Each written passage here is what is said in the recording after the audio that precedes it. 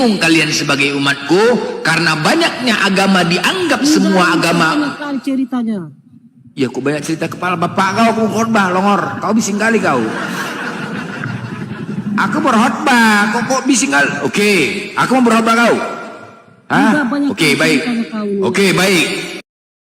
Ah, beda kalau berkhotbah di gereja. Oke, para jemaat sekalian. Karena hari ini adalah hari apa lagi? Agama. Tuhan bawa agama. Ya, Tuhan di dalam agama. Bukan bawa, kau pikir bawa mikul gitu. Hah? Emang arti agama apa? Apa dulu? Kau jawab dulu, arti agama apa? Arti agama apa? Tadi kan kau keluar-keluar, maka aku tanya kamu, apakah Tuhan bawa agama? Arti agama apa? Coba jawab dulu. Sudah kamu jawab dulu, apakah Tuhan bawa agama? Ngapain aku jawab kalau kau pertanyaannya pun tidak paham? Aduh. Kok aduh mana? Apa arti agama? Biar kau paham dengan pertanyaan kau. Kau jawab dulu. Iya, iya. Arti agama itu apa? Jawab dulu, apakah Tuhan bawa agama? Jawab dulu. Kau aja nggak tahu arti agama, aduh. Enggak. Kalau gini loh, kalau kau tahu arti agama, kau tidak akan bertanya seperti ini. Kau tidak akan bertanya seperti ini. Aduh. Kalau kau tahu arti agama itu apa? Kau jawab, apa arti agama dulu sebelum aku menjawab. Untuk apa aku jawab? Capek aku menjawabnya nanti. Aku jawab berapa berulang-ulang. Kau nggak akan terima dan tidak akan paham karena kau dasarnya tidak tahu dengan pertanyaan kau. Apa arti agama lu? Agama itu kepercayaan. Aduh mak, aduh. Terus agama. Aduh mak, mati kita. Agama itu apa? Kan betul. Benar kan? Benar, baru ku bilang. Google kau googling. Googling kau googling. Apanya? Googling kau googling, salah pula. Udah googling, salah pula lagi tuh. Aduh. Apa googlingnya? Googling kau googling mencari tahu apa arti agama. Kau googling, udahlah googling, salah pula lagi tuh. Bolot kau memang bodoh kau tuh. Kau yang bodoh, arti agama apa? Kan saya sudah bilang, agama itu peribadatan, kepercayaan. Kok salah? Goblok. Salah lagi.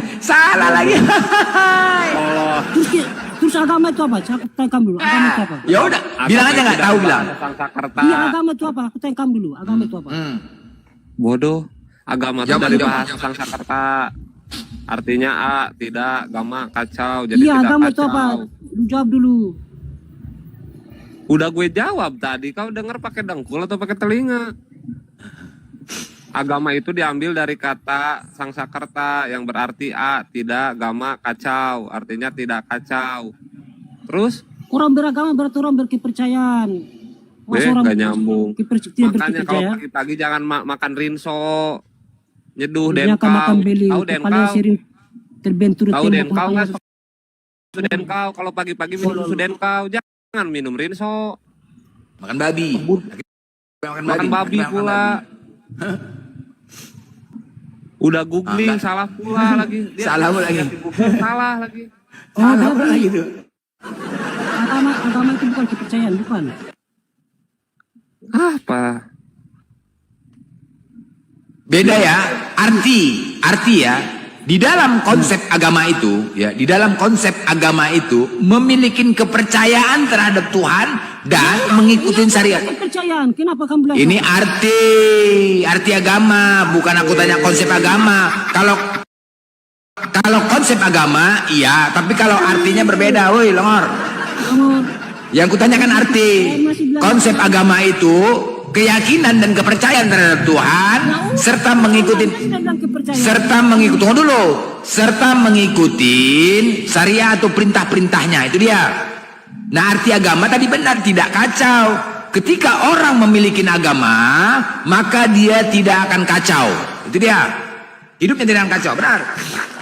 Jadi, apabila kelompok atau orang dia memiliki memiliki agama, maka hidupnya tidak akan kacau. Karena di dalam konsep agama itu memiliki keyakinan terhadap Tuhannya dan mengikuti aturan-aturan serta perintah-perintah dari Tuhannya, maka hidupnya tidak akan kacau. Jadi ya, paham ya? Tapi Tuhan tidak bawa agama kan? Ya begitulah, tadi udah kujawab tidak bawa agama. Aduh, kau kayak Kan mana? aku jawab, Tuhan tidak bawa agama kan? Bawa Bawa. bawalah Al-Maidah ayat 3 kalau di Islam jelas. Kalau kau agama bukan Kristen.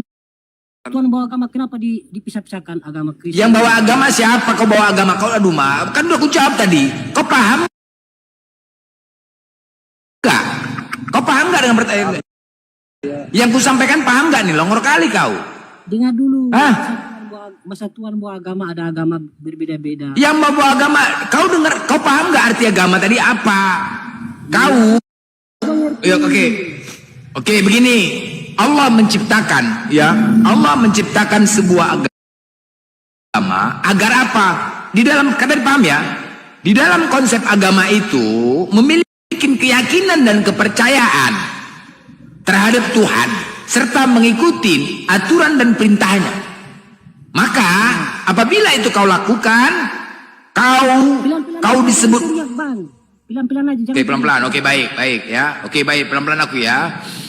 Di dalam keyakinan, di dalam konsep agama, kau mute lah, kau bising. Kau bising. Kau pun di pinggir laut kau. Kau mute. Kau mute dulu, kau bising kali. Gak mana-mana aku. Nah, sabar. Kau mute, kau dengar baik-baik ya. Di dalam konsep beragama itu, setiap orang atau kelompok memiliki keyakinan dan kepercayaan terhadap Tuhannya, serta mengikuti aturan dan perintah dari Tuhannya. Nah, apabila itu dilakukan, dan konsep itu disebut dengan agama. Ingat ya, konsep itu disebut dengan agama, yang artinya agama itu adalah tidak agama kacau, tidak kacau. Ketika itu kau memiliki agama, maka pastilah ketika kau memiliki agama, pastilah kau akan memiliki keyakinan terhadap Tuhanmu serta mengikuti perintah dan aturannya, maka hidupmu tidak akan kacau. Jelas? Nah, bagaimana dikatakan selamat?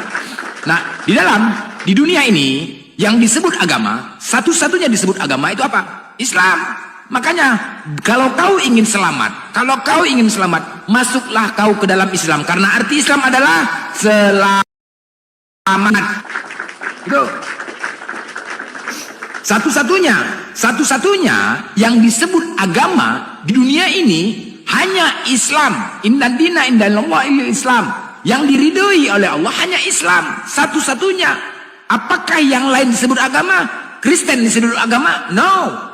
Kristen tidak disebut agama, Buddha tidak disebut agama. Secara pemerintahan, yes. Secara kenegaraan, yes, disebut agama. Kenegaraan ya, dokumentasi. Tetapi yang sebenar-benarnya, apakah Kristen disebut agama? No. Buddha disebut agama? Tidak. Hindu disebut agama? Tidak. Yang lain semua agak Yahudi tidak agama? Tidak. Konghucu agama? Tidak. Secara kenegaraan disebut agama. Tetapi yang senyatanya itu bukan agama. Yang disebut agama kenapa? Karena Kristen itu sekelompok. Ingat ya, ketika Kristen disebut pengikut Yesus, bukan agama. Pengikut, bukan disebut agama. Yang mengikuti Yesus. Jadi itu sekelompok. Kedua, Buddha berasal dari kata Buddhism, kelompok juga. Hinduisme, kelompok juga. Yehuda, kelompok juga. Ini jadi sekelompok semua. Tapi Islam artinya apa? Apakah kelompok? Tidak. Apakah Islam disebut artinya Muhammad atau apa? Bukan. Islam itu selamat. Jadi satu-satunya disebut agama adalah Islam. Nah, paham ya? Satu-satunya disebut agama itu adalah Islam. Yang lain bukan agama. Paham ya? Karena apa? Karena Tuhan itu untuk keseluruhan, tidak untuk sekelompok. Ingat, Tuhan itu maha adil. Tuhan alam semesta. Tuhan seluruh alam semesta. Jadi yang namanya Tuhan itu untuk seluruh, bukan untuk sekelompok. Ingat ya, bukan untuk sekelompok. Yang namanya Tuhan itu untuk seluruh alam semesta, bukan untuk sekelompok. Tidak pantas dia disebut sebagai Tuhan alam semesta, tetapi dia menciptakan sekelompok. Jelas? Makanya aku tanya, apakah Tuhan bawa agama? Kan sudah ku jawab, Longor. Tuhan bawa agama, Tuhan bawa Iya, agama. Pak. Capek. Sekarang saya bilang kau gini Pak, apakah Tuhan bawa agama Muslim, agama lain tidak? Astaga. Inna dina inda Allahil Islam. Agama diridhoi Allah itu hanyalah Islam. Terus agama lain? Enggak, bukan agama. Yang lain bukan agama, aku bilang. Oh berarti agama sendiri dari Tuhan, gitu. Satu-satunya agama disebut adalah Islam. Iya, makanya aku balik tanya, berarti agama lain, berarti Tuhan berpihak loh. Maksudnya Tuhan berpihak mana? Maksudnya apa lagi Tuhan berpihak? Maksudnya gini bang kan tadi bilang Tuhan tuh ini buat agama Islam, turunkan agama itu agama Islam. Terus agama lain tuh kenapa? Berarti pertanyaan saya berarti Tuhan berpihak loh. Kok Tuhan berpihak? Cumananya?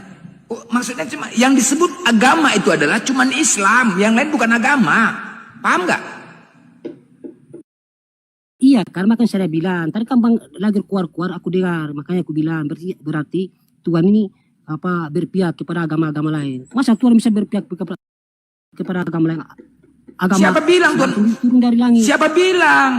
Makanya kalau kau ingin selamat, masuklah kau ke dalam Islam. Karena arti Islam itu adalah selamat. Islam itu bukan sekelompok. Islam itu bukan sekelompok. Atau disebut pengikut. Tidak. Tuhan pemilik. Ya ingat ya. Tuhannya umat Islam itu. Kalau Anda bilang kepercayaan, ya saya bisa paham. Tapi kalau Anda bilang agama dari Tuhan, saya tidak setuju bang. Kalau kepercayaan, ya. Agama dari Tuhan. Mana ada aku bilang tadi agama yang diridhoi Allah itu adalah Islam. Agama yang diakui Tuhan itu, ya ingat ya Tuhan. Kalau aku bilang Allah, kau nanti nggak percaya. Agama yang diakui Tuhan pemilik alam semesta, satu-satunya itu adalah cuma Islam. Paham ya? Nanti kalau aku bilang Allah, kau nggak kenal. Agama sekali lagi, agama satu-satunya, ya, agama satu-satunya yang diakui oleh Tuhan pemilik alam semesta hanya Islam. Jelas sampai sini? Makanya saya bilang bang, berarti Tuhan berpihak kepada agama Islam, agama lain tidak. Sedangkan dia penciptanya semua. Gimana ceritanya itu? Ya iyalah. Ya makanya saya cuma Islam.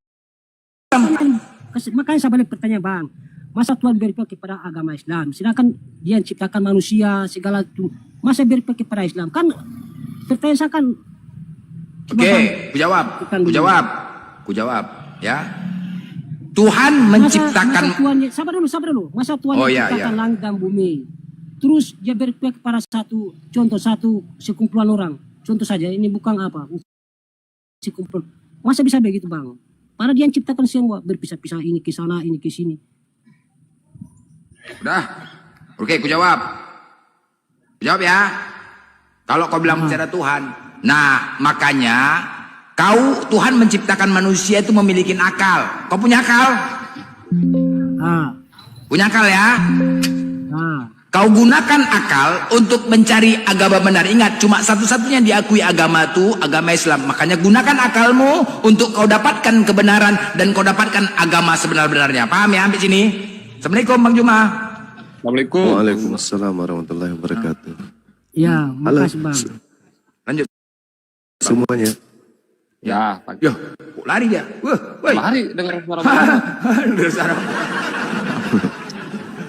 Langsung terbang dia. Nah, gitu. Yang teman yang ini belum jadi moderator itu besarin Bang Jum aja. Langsung lari dia. Oh, nanti naik lagi dia tuh. Dengar suara Bang Juma langsung terbang terus dia. Sehat Bang? Sehat alhamdulillah. Alhamdulillah. Alhamdulillah. Ini justru lapar ini, mau sarapan oten. Iya Bang, oten punah sekarang oten punah. Ya kan Bang? Tapi kemarin Bang Juma ngacak-ngacak room oten kan, itu langsung naik viewersnya. Wah, semua diacak-acak room otennya Bang ya. Iya, kalau mereka nggak mau datang ke tempat kita, ke markas kita yang datang ke kandangnya. Iya betul, betul. Kita acak-acak. Acak-acak kendangnya, betul. Iya. Mana tadi yang bertanya tentang agama? Dinaikkan lagi. Kabur dia. Lompat dia. Biar aku aja yang bertanya, yang rumah. Biar aku Iya. aja yang bertanya. Izin. Oke. Ya, Oke. di surah Maryam ayat 17, Iya. kami mengutus roh. Itu kami kan Allah kan? Iya. Iya. Itu roh siapa? Roh Kudus. kami. Roh Kudus yang diutus oleh Allah. Roh Kudus Iya, itu siapa? makhluk, Bang. Makhluk. Kalau kami mengenalnya Jibril, malaikat Jibril, iya. Tapi di original teksnya bang nggak ada. At-takhasat min dunihim. Nggak ada kata Jibril, nama Jibril di situ. Oh iya, memang. Iya. Memang tapi gini, di dalam kaidah Islam, penyampai firman itu dibebankan kepada malaikat Jibril. Jadi di Islam itu malaikat-malaikat memiliki tugas masing-masing. Cabut nyawa ada, yang membagi rezeki ada, yang menjaga surga ada, menjaga neraka ada. Jadi di Islam itu masing-masing malaikat punya fungsi. Kalau yang menyampaikan wahyu dari Allah disebut Ruhul Kudus. Qul nazzalahu Ruhul Kudus min rabbika bil haqq. Nah, kalau dia menyampaikan wahyu, menyampaikan kabar dari langit, itu malaikat Jibril. Sama dalam kitab saudara. Di Matius 1, Lukas 1. Yang datang kepada Maria, Gabriel. Nah, Gabriel itulah Roh Kudus itu. Jadi, kul man kana aduwwan li Jibril. Nah, itu. Siapakah yang menjadi musuh Jibril? Siapa yang membenci Jibril, mendurhakai kemudian Jibril, dialah yang menurunkan Al-Quran dari Tuhanmu dengan kebenaran. Nah, ternyata yang menurunkan Al-Quran itu, kul man kana aduwwan li Jibril, kul nazzalahu Ruhul Kudus. Ternyata beliau adalah Roh Kudus. Jadi Roh Kudus itu adalah Jibril, Jibril itu adalah Roh Kudus. Gitu. Coba Anda lihat di dalam kelahiran Yesus. Ada dua nama yang datang. Siapa itu? Roh Kudus. Yang pertama, yang kedua adalah Jibril. Gabriel kalau dalam bahasa kitab saudara. Padahal itu adalah berbicara mengenai sosok yang sama. Kita lihat tolak ukurnya. Suara saya masih kedengaran? Masih kedengaran masih. Kita lihat tolak ukurnya. Masih, alhamdulillah. Kita lihat tolak ukurnya, Bung. Di dalam Yohanes 16, nomor 7, nomor 8, nomor 9, nomor 10 sampai nomor 15. Adalah lebih baik jikalau aku pergi. Sebab jikalau aku tidak pergi, maka penghibur itu tidak akan datang. Penghibur, satu. Tetapi ketika aku datang, aku pergi, aku akan mengutus Roh Kudus, Roh kebenaran itu. Nah, jadi penghibur itu adalah Roh kebenaran, di mana Roh kebenaran ini akan mendapatkan firman dari Roh Kudus.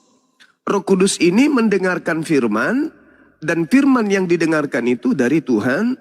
Roh Kudus ini tidak berbicara dari dirinya sendiri, melainkan apa yang diucapkan, apa yang disampaikan adalah firman yang didengarkan dari Tuhan. Maka dia makhluk. Dia makhluk, dia bukan Tuhan. Roh Kudus yang diutus tidak akan berkata-kata dari dirinya sendiri, melainkan apa yang didengarkan itulah yang disampaikan. Nah, berarti Roh Kudus itu bukan Tuhan, dia penyampai firman. Dalam kaidah Islam, beliau adalah Jibril alaihi salam. Begitu, Bung. Jadi kalau di dalam surah Maryam yang Anda maksud itu, fattakhazat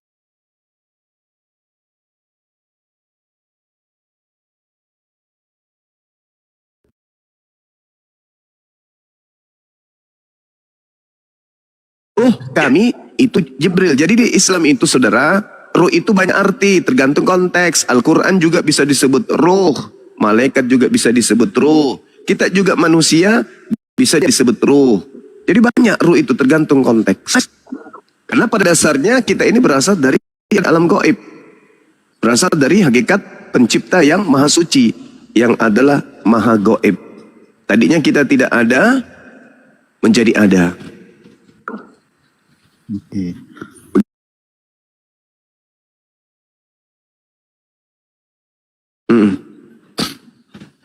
Iya. Jadi kenapa harus mengatakan kami? Kenapa tidak mengatakan aku aja? Allah Subhanahu wa taala menjelaskan ketika Allah melibatkan makhluknya di dalam pekerjaan yang berhubungan dengan ciptaan atau yang dia adakan, maka Allah selalu mengatakan kata kami. Contoh, wa ma arsalna min qablika min rasulin illa nuhi ilaihi annahu la ilaha illa ana fa'budun. Kami tidak mengutus seorang rasul pun sebelum engkau Muhammad, engkau Nabi Muhammad, astagfirullahaladzim, melainkan kami wahyukan kepadanya bahwa tidak ada Tuhan yang berhak disembah selain aku. Jadi ketika melibatkan makhluk, menerangkan kemahakuasaannya, Allah itu selalu mengatakan kami. Aku mengutus, kami mengutus rasul. Kenapa Allah mengatakan kami mengutus rasul? Karena di situ ada keterlibatan ayah ibu. Karena di situ ada keterlibatan malaikat datang untuk menyampaikan wahyu. Maka dikatakanlah kami mengutus. Tapi kalau Tuhan berbicara sembahlah aku, Tuhan tidak pernah mengatakan sembahlah kami. Tidak pernah mengatakan maka sembahlah kami. Enggak. Atau dikatakan kamilah Tuhan. Tidak pernah itu. Kau cari dalam Al-Quran itu tidak akan pernah Anda temukan. Yang ada akulah Tuhan. Innani anallah. Sesungguhnya aku ini adalah Allah. Fa'budani, maka sembahlah aku. Annahu la ilaha illa ana, bahwa sesungguhnya tidak ada Tuhan selain ana, aku. Tidak dikatakan illa nahnu, selain kami, enggak. Jadi kata nahnu itu atau kata kami itu digunakan oleh Allah untuk menyampaikan kemudian keadaan di mana Allah melibatkan makhluknya. Seperti itu, saudara. Sama seperti Yesus, akulah dia. Loh, kok dia? Kok dia mengatakan dia? Harusnya kan akulah aku. Kenapa harus dia? Begitu adanya. Sama seperti ketika Allah mengutus malaikat. Dia selalu mengatakan kata kami. Baiklah kami menciptakan manusia. Baiklah kami menciptakan manusia serupa dengan gambar kami. Jadi di situ bukan kata kita, tapi kami. Kenapa mengatakan kata kami? Karena merujuk kepada esensi kemahakuasaan Allah, di mana Allah menciptakan makhluknya, melibatkan makhluk yang lain. Dan itulah hebatnya Allah, Maha Kuasa, tetapi beliau kemudian tidak menyampingkan keterlibatan makhluknya pada saat diperintah oleh beliau. Nahnu nazzalna zikra, kami yang menurunkan Al-Quran. Nah, kenapa menggunakan kata kami? Karena Al-Quran diwahyukan melibatkan Roh Kudus, makhluknya yaitu Jibril. Jadi itulah wujud kebijaksanaan Allah, karena Allah itu maha bijaksana. Allah tidak menyampingkan keterlibatan makhluknya dalam bekerja. Maka dikatakan kata nahnu. Nah saudara, Al-Quran itu diwahyukan kepada bangsa Arab. Bangsa Arab diajak Rasulullah meninggalkan penyembahan dari berhala-berhala, dari dewa-dewa. Mengajak mereka menyembah kepada satu Tuhan. Kalau orang Arab memaknai kata kami, nahnu di situ banyak Tuhan, maka orang Arab akan tertawa. Loh, katanya Tuhanmu satu, kenapa kamu mengajak kami menyembah kepada Tuhan yang banyak? Buktinya kamu menggunakan kata kami. Jadi kata nahnu bagi bangsa Arab itu bisa bermakna tunggal. Sama seperti ketika saya pidato apel pagi di kantor. Sahabat-sahabat sekalian, kami ingin menyampaikan beberapa hal pada pagi hari ini. Yang pertama, ketika saya menilai, melihat dan menimbang, kemudian kami akan memutuskan bahwa nama-nama yang ikut bersama dengan kami ke Jakarta. Nah, kami di sini ya saya sebagai manajer, bukan banyak orang manajer. Nah, itu kaidah dalam bahasa. Jadi kata kami bagi bahasa Arab itu tunggal. Tapi itu seelegan mungkin sang pembawa bahasa, sebijak mungkin sang pembawa bahasa untuk kemudian digunakan pengertian kita sebagai makhluk. Contoh, ini sederhana nih. Saya seorang guru, masuk ke dalam kelas, berbicara kepada murid-murid. Anak-anak sekalian, besok kami akan ke Jakarta. Apakah murid-murid ikut? Tidak, hanya guru doang. Nah, di sisi yang lain, saya berbicara lagi. anak-anak sekalian, besok kita ke Jakarta. Kalau saya menggunakan kata kita, berarti semua anak-anak dan saya ikut. Anak-anak besok kita ke Jakarta. Berarti saya dan anak-anak di kelas ke Jakarta. Tapi kalau saya mengatakan besok kami akan ke Jakarta, berarti murid-murid nggak ikut, aku aja. Sesederhana itu.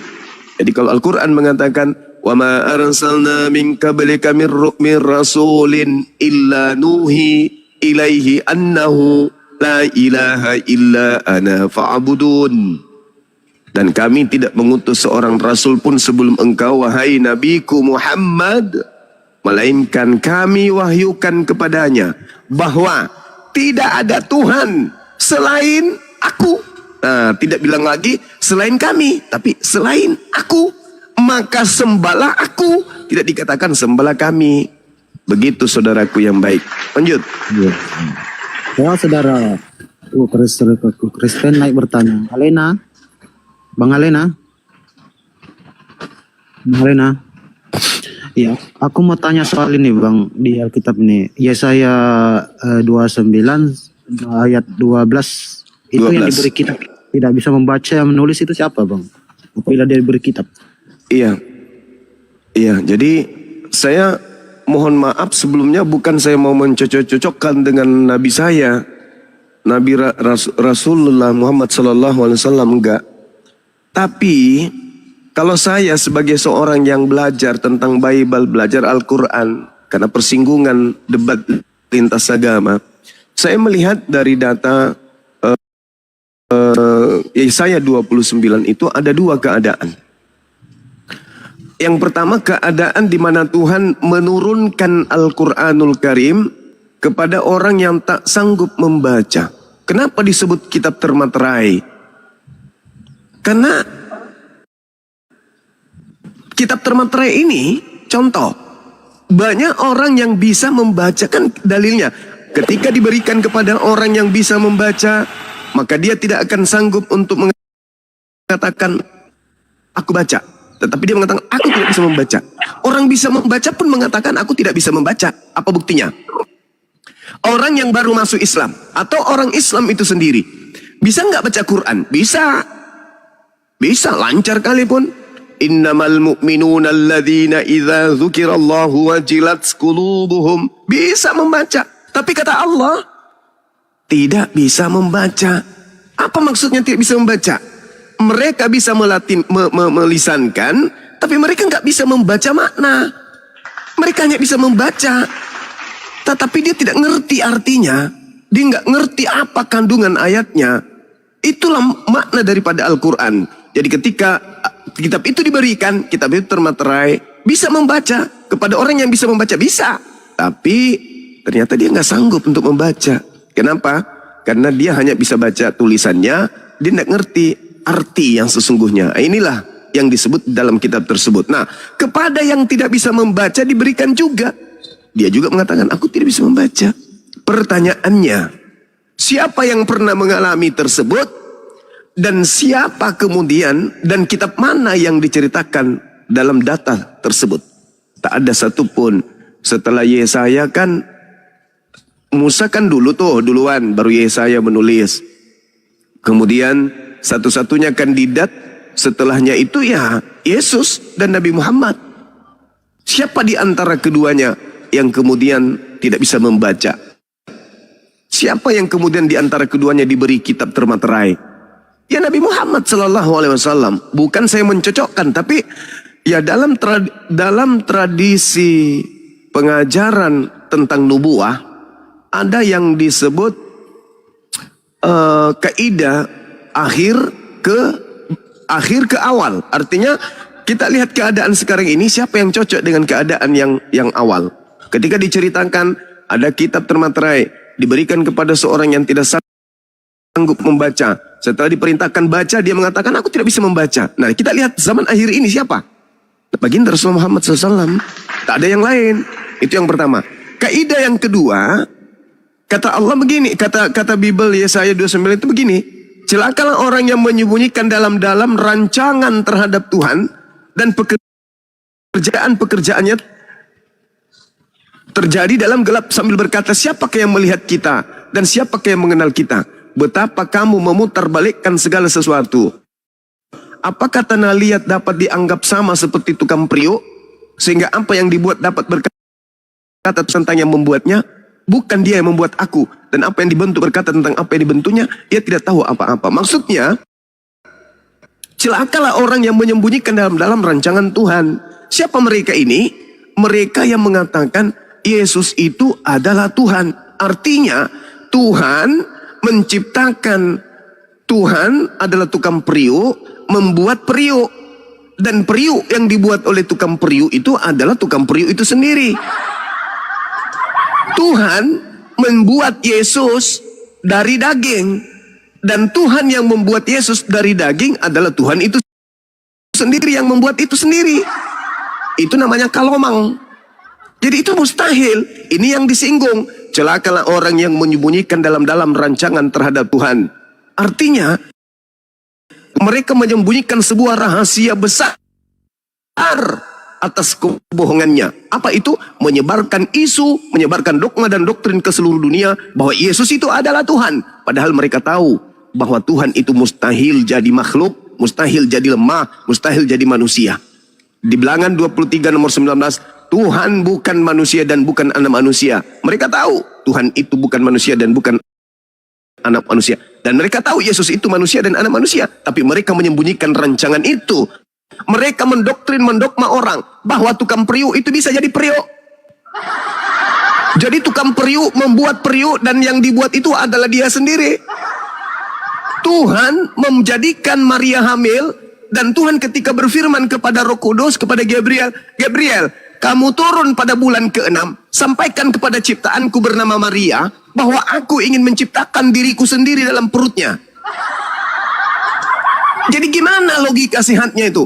Inilah yang dikatakan di Yesaya 29 itu ada dua keadaan. Nabi Muhammad datang untuk kemudian merubah pola pikir orang-orang yang termakan doktrin dan dogma. Bahwa apa yang kalian percayai, apa yang kalian yakini, itu seibarat tukang periuk, membikin periuk, lalu periuk yang dibuatnya itu adalah dirinya sendiri. Jadi Anda sebagai tukang galon, menjual galon, tapi ternyata sebelum Anda menjual galon, Anda menjadi galon. Mama. Sedangkan galon ini andai bisa bicara, apa kata galon? Aku jadi galon bukan atas kehendakku sendiri. Lah, tapi orang mengatakan kau adalah kau yang kau sendiri, yang kau bikin kau diri kau itu. Gimana ceritanya? Gimana ceritanya itu? Jadi pola yang dibangun kemudian dalam Yesaya 29 itu adalah satu, Nabi Muhammad, yang kedua Paulus in the gang. Makanya Yesus berpesan apa di akhir hidupnya di bumi? Apa kata Yesus? Roh Kudus, roh kebenaran, penghibur, ketika ia datang, maka dia akan menginsafkan dunia. Dia akan mentobatkan dunia akan dosa. Kenapa? Karena sebelum Nabi Muhammad itu datang, dunia sudah dipenuhi konsep doktrin, dogma, tukang periuk menjadi periuk. Maka Nabi Muhammad datang untuk membasmi doktrin pembodohan jahiliyah. Doktrin zaman batu yang tidak masuk akal itu. Bahwa tidak mungkin tukang periuk menjadi periuk. Bagaimana mungkin tukang periuk menjadi periuk? Celaka itu. Contoh nih. Tuhan pencipta langit dan bumi menjadi manusia Yesus. Ketika dia menjadi manusia Yesus, apa kata Yesus dalam Yohanes 5 nomor 30? Aku Yesus tidak dapat berbuat apa-apa dari diriku sendiri. Nah lo, ketahuan lo kan? Lo tidak bisa berbuat apa-apa dari diri lo sendiri. Betul? Betul paman. Lalu gimana? Lo yang tidak bisa berbuat apa-apa dari diri lo sendiri bisa menjadi Tuhan kembali, tuyul. Siapa yang membuat lo jadi Tuhan? Siapa ya? Aku gak bisa berbuat apa-apa lagi dari diriku. Lalu yang membuatmu menjadi Tuhan kembali siapa, Cahayu? Aku juga bingung, paman. Ya, dia jadi manusia, dia jadi periuk. Hei periuk. Iya, Mbak Ayu, bisa nggak kamu jadi tukang periuk kembali? Gimana caranya ya? Gimana caranya kembali jadi tukang periuk ya? Periuk tidak bisa mikir, periuk tidak bisa bergerak, periuk tidak bisa ngapa-ngapain. Periuk yang hanyalah periuk, bagaimana caranya bisa kembali menjadi tukang periuk? Ya kentut. Gak bisa. Yesus turun jadi manusia. Ketika turun jadi manusia, dia tidak bisa berbuat apa-apa dari dirinya sendiri. Sekedar tahu musim buah arang aja kagak. Sekedar tahu siapa yang pegang kemudian jubahnya tak tahu. Lalu gimana ceritanya? Manusia lemah yang ya sontoloyo bisa menjadi Tuhan weh. Gimana ceritanya manusia yang bisa menjadi Tuhan? Aku tidak dapat berbuat apa-apa dari diriku sendiri. Udah innalillahi lo. Komite yuk kita berkelahi yuk. Kuat mana betismu dengan betisku? Ternyata Tuhan kalah tarung dari Bang Suma. Kalah tarung dia. Lomba lari aku sama dia. Kalah dia. Kalah. Apalagi saya tungguin dia habis puasa 40 hari 40 malam. Ku ajak dia lari. Mampus. Ini sosok lemah seperti ini mau jadi Tuhan. Innalillahi wa inna ilaihi rajiun. Makanya Al-Quran mencerminkan orang-orang kafir yang menuhankan kemudian periuk adalah tukang periuk.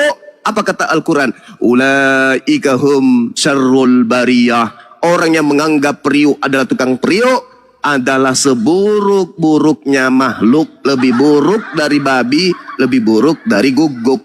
Makanya kami menghindarkan anak-anak kami supaya nggak lebih buruk dari babi. Makanya apologet Islam Indonesia ini berdiri. Seperti itu saudaraku. Jadi kalau Anda berbicara Yesaya 29, itulah keadaannya yang ada. Nah sekarang Anda seorang Kristen menyembah periuk. Periuk, ya paman, kapan kau bisa jadi kembali menjadi tukang periuk? Tunggu ya. Tunggu apaan? Roma 14 nomor 9. Untuk itulah Yesus mati agar ia dibangkitkan oleh Allah. Prat. Ternyata masih ada Allah yang membangkitkan dia. Ternyata dia salah. Paulus ini Filipi 2 nomor 6. Apa kata Paulus? Sebagai teos, dia tidak mempertahankan keteosannya, melainkan mengosongkan dirinya, turun derajat menjadi manusia. Dia tidak pertahankan kekuasaannya. Dia tidak pertahankan kemahakuasaannya. Dia tidak pertahankan segala-galanya, melainkan dia kosongkan dirinya, turun menjadi bayi. Setelah menjadi bayi, dia taat sampai mati, bahkan sampai taat di atas tiang salib. Pret. Setelah dia jadi bayi, dia tidak bisa ngapa-ngapain. Harus ada ibunya yang mandikan dia, harus ada ibunya yang cebokin dia. Pret. Nah, setelah dia dewasa, berdoa dia. Berdoa kepada siapa? Bukankah dia Tuhan yang satu itu yang jadi manusia? Ya, periuk berdoa kepada periuk. Jadi inilah Islam datang. Satu-satunya agama yang datang membawa akal sehat manusia hanya Islam. Afala tatafakkarun, afala ta'qilun. Bagaimana mungkin kau menyembah orang yang kalau makan kedondong campur pisang mentah dia mencret? Bagaimana bisa kau menuhankan orang yang kalau dia tidak minum anti mau dia mabok naik kapal? Bagaimana mungkin kemudian kalau dia keluar dari rumah nggak menggunakan pakaian maka dia ada terlihat orang gila? Terus kau sembah dia. Padahal Yesus turun ke bumi hanya untuk bagi umat Israel, agar umat Israel itu tersadarkan kembali kepada pengajaran Tuhan yang datang melalui Nabi Musa alaihissalam. Apa kata Yesus yang mulia? Kata beliau, aku telah memberikan seluruh firman yang Tuhan berikan kepadaku, kepada murid-muridku, dan setelah murid-muridku terima segala firman itu, mereka telah menerimanya dan mereka percaya bahwa engkau adalah yang telah mengutus aku. Subhanallah. Yesus hanya rasul. Ya Bani Israel, inni rasulullahi ilaikum. Wahai Bani Israel, sesungguhnya aku Yesus Isa alaihissalam hanyalah utusan Tuhanmu untuk kepada kalian semuanya. Bagi orang Roma kok dijadikan Tuhan? Kenapa dijadikan Tuhan? Karena cerita pewayangan, cerita hayalan, cerita ilusi, angan-angan Romawi Yunani dari sejak nenek moyang mereka. Mereka diajarkan Hercules turun ke bumi menjadi dewa-dewa. bisa menghidupkan, bisa mematikan, bisa memberi bencana, bisa memberi musibah, bisa menyelamatkan, bla bla bla. Dan itu cuman ilusi, itu cuman teori doang. Hanya dongeng dari kuping ke kuping. Mereka tidak pernah melihat bukti. Tapi ketika Nabi Isa turun di tengah-tengah Bani Israel, nyata di tengah mereka membangkitkan orang mati, orang lumpuh berjalan, orang buta mengintip. Maka kemudian dia mengatakan, lah inilah dewa Hercules, inilah dewa Zeus, inilah dewa Horus, inilah dewa matahari. Segera kita sembah. Maka penyembahan terhadap Nabi Allah, penyembahan terhadap Rasulullah Isa alaihissalam hanya berlaku bagi agama pagan, yaitu agama Romawi Yunani. Maka pertama kali yang melakukan prosesi penyembahan terhadap makhluk bernama Isa, yang kemudian namanya dipasukan menjadi Yesus, hanyalah agama Katolik yang berasal dari Roma Yunani, di mana mereka punya nenek moyang adalah agama Helenisme, agama politeisme, penyembah dewa-dewa. Laris manis ketika Paulus botak mengajarkan dan menjajakan agama tersebut. Laris manis. Tapi Paulus tidak menjajakan kepada Yahudi. Kenapa? Karena Paulus tahu Yahudi keturunan nabi-nabi, Yahudi keturunan Mesias, Yahudi keturunan Abraham, Yahudi memiliki kitab-kitab suci, tidak mungkin mau menerima ajaran-ajaran penyembahan terhadap berhala-berhala koplak. Tapi ketika Paulus menjualnya ke Romawi Yunani, laris manis saudara-saudara. Karena memang Romawi Yunani sebelumnya sudah menganut ajaran Trinitas, Trikwek-kwek, Trimurti, dan Tritrus Trisno. Sekira begitu saudaraku. Mohon maaf panjang lebar. Silakan. Ya, sebelum kesana izin dulu ya teman-teman. Ya, buat teman-teman izin di bawah ya, semoga seperti apa yang kata Bang Juma tadi, ketika tukang Prio akan menjadi Prio. Ketika kita juga menghadapi Hotel Longor, semoga kita tidak ikut Longor ya. Itu dia. Ya, buat teman-teman yang di bawah, komalnya memang tidak bisa share karena dari tadi kena pelanggaran. Dikencangkan aja tetep layarnya teman-teman ya, dikencangkan. Dari tadi udah kena pelanggaran terus. Alena monitor, Alena buka mute-nya. Buka mute. Saya bantu tuh, saya bantu. Alena. Buka mute-nya, buka mute. Buka mungkin sama Bang Blender itu si Alena. Monitor. Monitor. Oke, Chris, lanjut Chris. Iya. Lanjut Chris. Berat.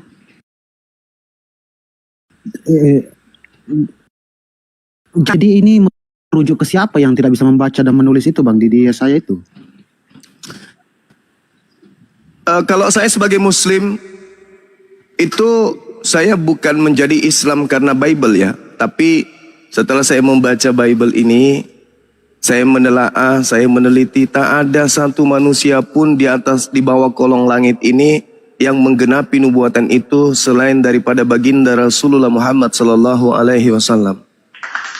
Karena memang saudara, di dalam kitab Yesaya 42, kita lihat dalam kitab tersebut, di dalam Yesaya 42 ini dan juga di Kejadian 49, Tuhan mengatakan datangnya sosok nabi yang akan menerima kembali kejayaan dari Bani Israel. Lihat, itu hambaku yang kupegang, orang pilihanku, kepadanya aku berkenan, aku menaruh rohku ke atasnya supaya ia menyatakan kepada seluruh bangsa-bangsa. Al-Quran surah Asy-Syura ayat 52, Allah menaruh rohnya kemudian kepada baginda Rasulullah Muhammad sallallahu alaihi wasallam berupa Quran, dan Al-Quran ini diturunkan, diwahyukan oleh Allah untuk seluruh alam semesta. Nah, jadi yang datang membawa kitab tersebut itu tak lain dan tak bukan adalah baginda Rasulullah Muhammad sallallahu alaihi wasallam. Kita baca di dalam Kejadian 49 data nomor 10. Apa kata Tuhan di sana? Tongkat kerajaan tidak akan beranjak dari Yehuda ataupun lambang pemerintahan dari antara kakinya sampai dia datang. Siapa dia? Dia yang berhak atasnya. Maka kepadanya akan takluk bangsa-bangsa. Siapa yang kemudian takluk bangsa-bangsa kepadanya? Baginda Rasulullah Muhammad sallallahu alaihi wasallam. Implementasi terakhir kita lihat dalam Kisah Para Rasul 3 nomor 22, nomor 23.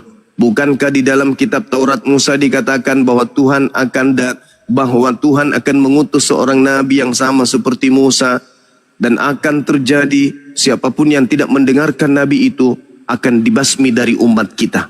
Sekarang siapa Nabi yang membasmi kebatilan, Nabi yang membasmi kejahiliaan, Nabi yang membasmi paganisme.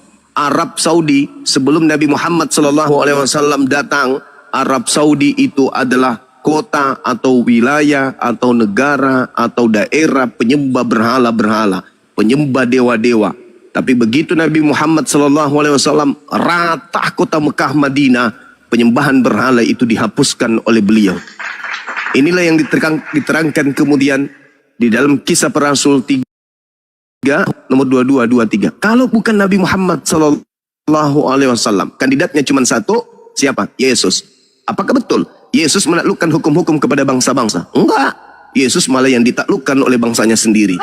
Apakah betul Yesus ini kemudian kalau ada orang yang tidak mendengarkan ajarannya maka dibasmi? Tidak. Justru orang-orang yang membasmi Yesus. Jadi satu-satunya kandidat hanya baginda Rasulullah Muhammad sallallahu alaihi wasallam.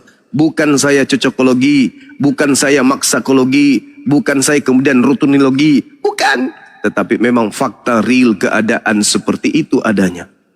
Ini tidak bisa kita bantah karena kita adalah pelaku sejarah sebagai anak keturunan Adam. Kalau bukan Nabi Muhammad, lalu siapa? Bom-bom nggak mungkin. Silakan. Berial ya. Selamat siang Bang. Siapa nih Bunda? Berial ya. Salam, selamat siang. Ya, saya kan bertanya sama Bang Zuma nih. Mumpung Bang Zuma dari sini. Salam Bang Zuma. Ini Bang Zuma. Iya. Salam juga. Salam Bang Blender dan teman-teman semuanya. Brili ini Kristen Syariat nih, Brili Kristen Syariat. Brili. Kristen Syariat. Brili. Syariat tetap aja, Bang. Syariat atau makrifat nih Bang Blender? Aduh, macam. Tapi tetap kan bau Makrifat badan Kak. itu ilmunya sudah sampai ke Yesus, berarti Yesus itu adalah pelaku makrifat. Barang siapa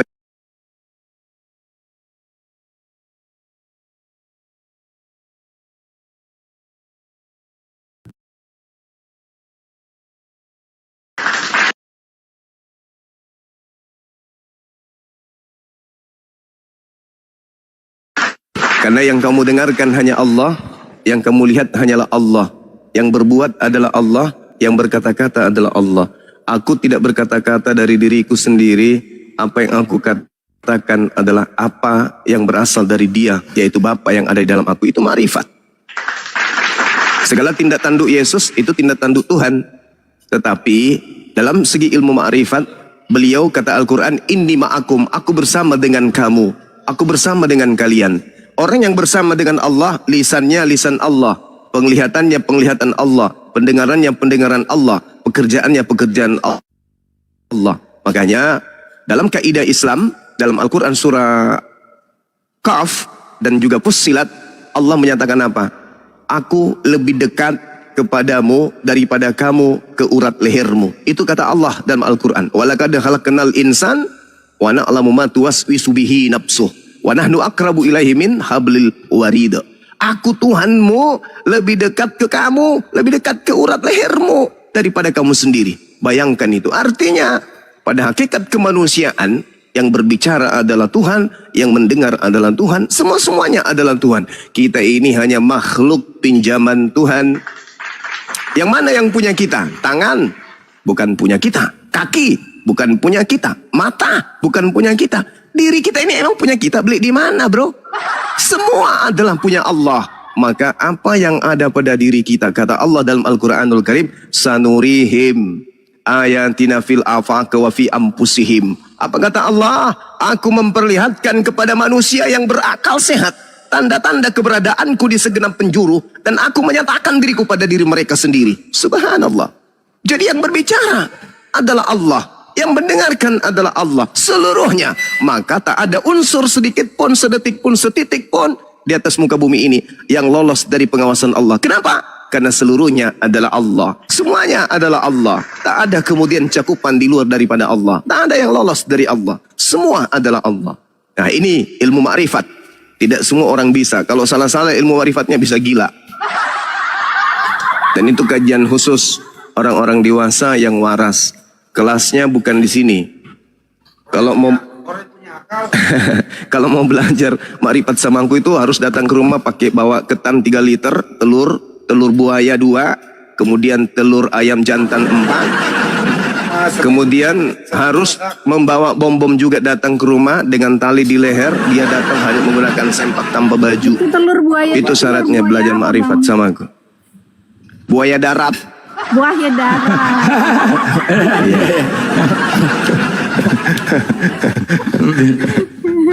Jadi basuh Pak Jopan. Biar semangat lah Iya. Brili Buaya Darat. Ilmu mengatakan Yesus itu ilmu makrifatnya. Ilmunya Yesus itu ilmu makrifatnya luar biasa. Abang host atau siapa nih? Nggak tahu Kak, lanjut Kak. Saya nggak DM kaya-kaya. Brili bagus sama Bang Juma ya. Diskusi karena Brili menjas gini loh. Islam itu tukang kawin. Brili kan wanita kan? Islam tukang kawin. Islam bagus bahas itu mau Bang Juma mau nggak? Ya kok ketawa? Pokoknya aku nggak mau sama Bang Blender, soalnya Bang Blender istrinya boleh lebih dari 1 alias 4. Nah, kan betul kan? Itulah. Betul kan? Bagus bahas itu mau. Ayo, biar supaya jangan ada pemikiran Brili itu Kristen tentang Islam. Wah, tukang kawin. Yuk. Ya, bahas itu ya. Berani nggak? Nggak boleh menjas aja, nggak boleh lah, harus ada data lah. Kalau cuma mengklaim aja, wah Islam itu tukang kawin, nggak siapapun bisa. Bang Blender, kan aku nggak bilang Islam tukang kawin, aku kan bilangnya aku nggak mau sama Bang Blender, soalnya istrinya lebih dari 1 boleh. Aduh mah, bukan itu. Kan betul kan? Lebih boleh dari 1. Itu kan berarti kan mengkritik. Yalah, bahas itu aja. Yuk, mau ya? Unlimited. Iya. Oke Bang, lanjut Bang. Boleh. Baik. Bang Zuma 4 boleh. Nanti kalau Iya. ketemu ukti 1 lagi, yang 1 dicerai tambah lagi. Boleh lagi. Unlimited itu nggak cuma 4. Oke, baik. Saya bahas. Baik, jadi gini. Syarat menikah di Islam itu berat. Tidak mudah. Berat sekali menikah dalam Islam itu. Jadi kalau ada seorang suami ingin menikah lagi, ya menikah yang benar adalah menikah yang seizin dengan istri pertama. Itu kaidah Islam, bukan syahwat, bukan nafsu. Sedangkan manusia, pada diri manusia itu ada unsur kebinatangan. Maaf ya manusia-manusia, maaf. Ada unsur syahwat yang bahkan melebihi kemampuan manusia. Saya belum pernah melihat ada guguk nikah dengan guguk jantan. Jadi guguk jantan dengan guguk jantan, monyet jantan dengan monyet jantan, aku nggak pernah. Tapi manusia, kadang informasinya ada laki sama laki kawin. Kenapa bisa kayak begitu? Bukti cerminan bahwa kita manusia ini kalau tidak tertuntun, maka kita bisa hidup layaknya lebih dari binatang sekalipun. Itu fakta, itu real, terlepas apapun agamanya. Bisa Islam, bisa Kristen, bisa Hindu, bisa ateis. Kenapa? Karena manusia itu manusia yang makhluk yang super. Bayangkan aja besi yang beribu ton bisa diterbangkan coba. Dari daerah ke daerah lain, pesawat terbang. Bayangkan itu. Kalau bukan karena manusia itu manusia super, maka dia tidak akan mungkin melakukan hal tersebut. Nah, dari unsur lain, ucoknya manusia juga itu ucok super. Dia bisa menembak apapun yang ada di depannya kalau dia lagi marah. Ini bahaya ini. Kalau tidak tertuntun,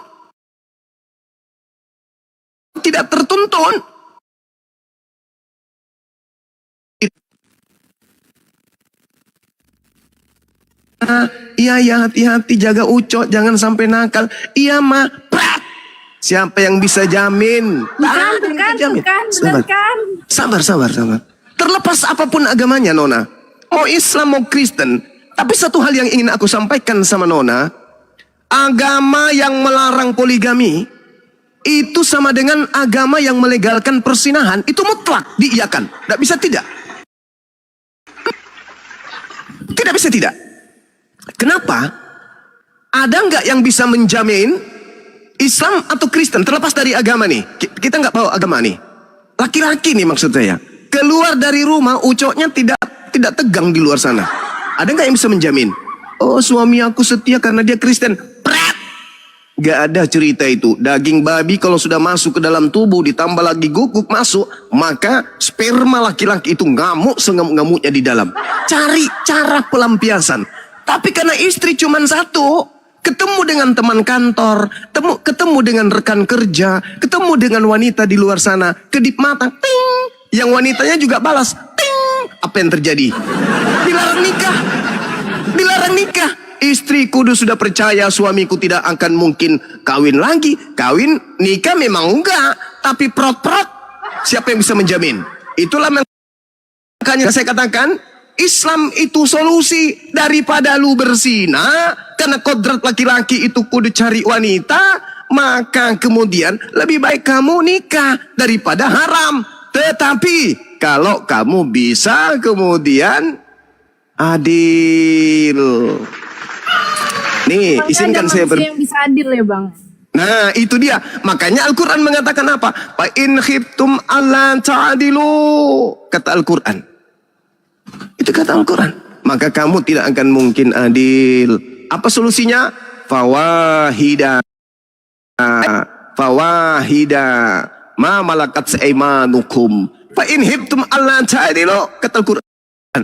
Akan tetapi, jika engkau tidak bisa berlaku adil, maka solusinya buat Islam apa? Fawahida, maka cukup satu aja.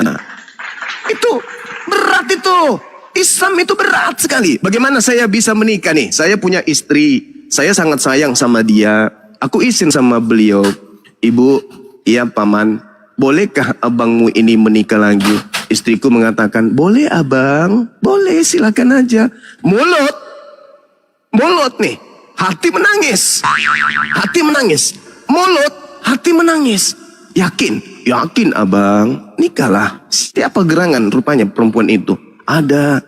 Ini. Bisa kenalan. Kenalanlah mereka.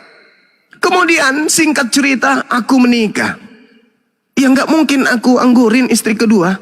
Malam pertama terjadi. Kira-kira sanggup gak aku membuat suasana hati bini pertama dengan bini istri yang kedua ini? Sekarang nih, istri yang pertama dalam kamar yang sendiri, merenung, membayangkan kemudian ucok satu-satunya pemberian Tuhan itu akan dibagi. Kira-kira hatinya senang gak? Oleh, suamiku nikah lagi hore. Gila berarti perempuan itu. Gila, kecuali ada hal-hal sensitif. Misalnya dia sakit atau ada sesuatu yang di luar daripada kodrat yang biasanya. Nah, sementara istri kedua, guling sana, guling sini, salto sampai di plafon juga jungkir balik. Karena saking senangnya. Kira-kira adil gak itu menurut pandangan Tuhan? Gak adil. Maka Al-Quran mengatakan, kalau gitu cukup satu. Maka sesungguhnya satu-satunya agama, secara agama sekali lagi, secara agama, bukan secara naluri kemanusiaan, bukan secara nafsu. Satu-satunya agama di atas muka bumi ini yang mengajarkan cukup satu istri itu cuman Islam. Memang ada kelonggaran yang diberikan. Karena syahwatmu terlalu bajingan, daripada kau berzina, daripada kau bersundal, maka lebih baik kau menikah 1, 2, 3, atau 4. Kalau kamu bisa adil. Kalau tidak bisa adil, jangan mimpi pelanggaran, offside. Al-Quran mengatakan, fa in khiftum alla ta'dilu fawahida. Itu kaidah di Islam. Islam ya Al-Quran. Tidak bisa keluar dari Quran Islam itu. Kalau ada orang menikah cuma nafsunya doang, dia tidak menjalankan syariat Islam. Dia hanya menjalankan nafsunya saja, membungkus Islam. Rasulullah Muhammad SAW menikah bukan karena syahwat, bukan. Nah, ini yang diajarkan Islam, ini yang diajarkan Al-Quran. Kalau kamu tidak sanggup, maka saya pastikan kamu tidak sanggup, maka cukup satu. Jadi satu-satunya agama yang mengajarkan satu istri, ya Islam. Yang lainnya gimana solusinya? Ya zina. Sekarang saya seorang Kristen. Saya seorang Kristen. Istri saya namanya Brile. Saya dengan istri setia, suami istri, saya nggak boleh nikah lagi. Tapi ada staf saya cantik, betisnya itu, wow, keren kali. Urat-uratnya kelihatan coy. Naik ke atas, pahanya diukur sampai 3 jengkal panjangnya itu. Mulusnya minta ampun, kayak mulusnya pahanya Pak Bom Bom. Belum lagi pantatnya wah indah sekali, pantatnya kayak pantat kambing. Bibirnya kayak bibir kerah, matanya wah pokoknya cantik jelita. Tiap hari saya ketemu di kantor, tiap hari. Pagi Pak, pagi.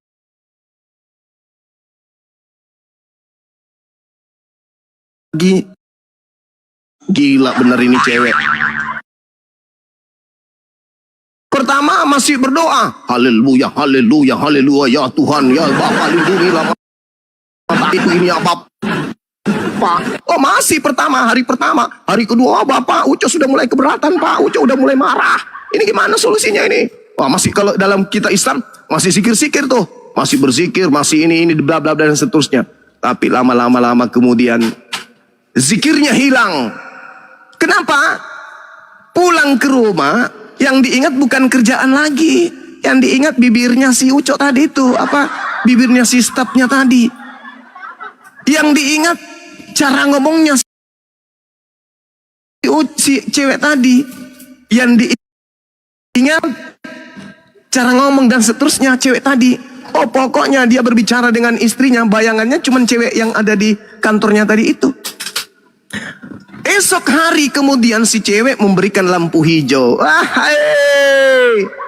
Masuk ke kantor bawa berkas, masuk ke ruangan. Pagi Pak. Pagi Marta, masuk Marta. Makasih, ini berkasnya Pak yang kemarin. Ya udah. Misi ya Pak, tunggu dulu, duduk dulu Marta. Iya Pak, makasih. Marta di mana tinggal? Di Jalan Kote, Pak. Dengan siapa? Sendiri Pak. Oh, Bapak boleh nanti sesekali mampir ngopi. Iya boleh Pak. Tapi nggak apa-apa kan, nggak ada yang cemburu kan Marta? Iya nggak apa-apa Pak, nggak ada yang cemburu. Boleh dong saya istirahat? Boleh Bapak, boleh, silakan aja datang. Besok datang beneran. Datang beneran.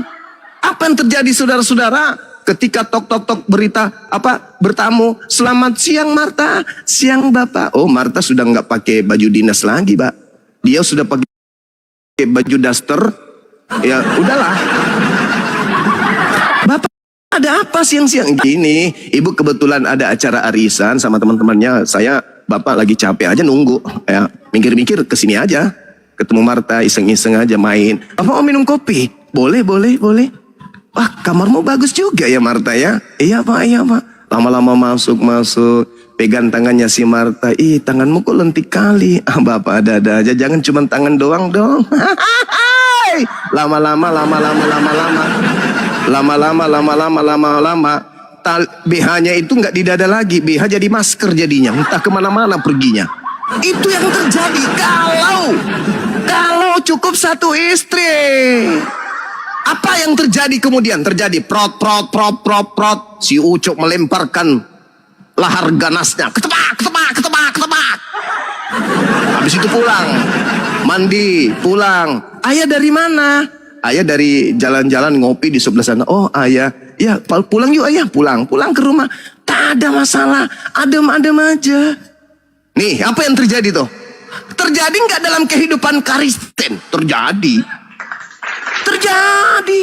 Kalau di Islam boleh nggak seperti itu? Nggak boleh. La takrabuz zina. Nggak boleh di Islam. Maka solusinya kalau sudah kepepet, halalkan. Apa itu? Nikah. Astagfirullah. Dosa nggak? Nggak dosa. Dan itu terjadi. Saudara Breli, saya ini orang yang kerja di salah satu BUMN. Saya seorang pemimpin unit. Saya kepala divisi. Staf saya banyak oten. Ketika mereka keluar dinas, keluar kantor, dinas daerah misalnya, saya tahu kelakuan mereka. Kalau hari libur atau ada pemget, mereka sama istrinya sama naik, wah mesranya, si istri dirangkul, dipegang tangannya, diciumnya, pret. Aku tengok dia, tahu itu. Kalau Bang Zuma gimana kalau Bang Zuma? Pak, jangan. Ibu istri saya galak. Ya awas ya, lu nggak kerjain selesai tugas lu, tanya sama istrimu. Iya Pak, iya, besok selesai Pak. Jam berapa Pak? Jam 1. Laporanmu sudah harus ada di meja. Jam 7 pagi sudah ada Pak. Yang penting jangan ya Pak ya, jangan ngomong sama ibu.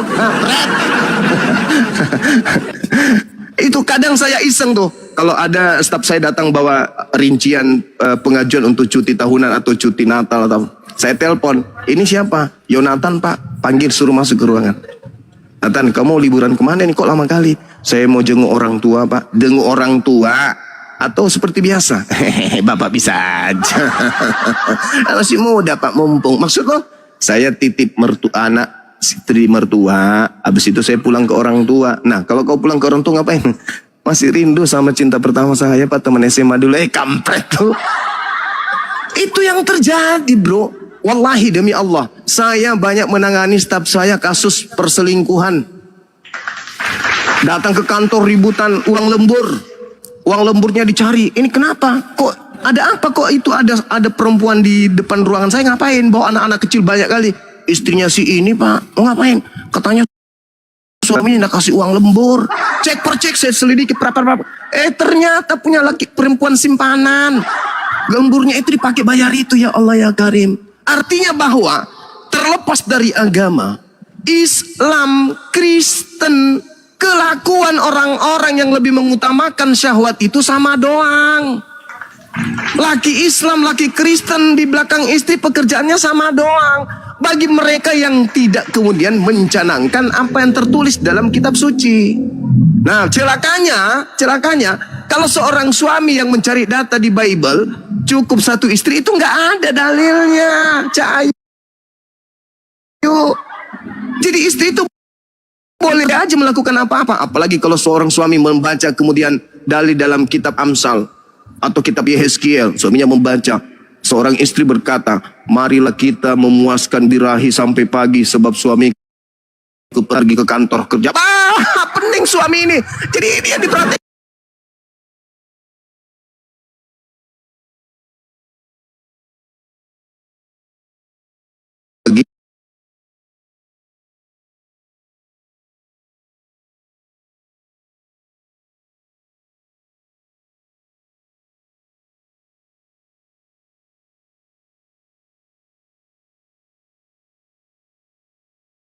Apa sih? Satu sekte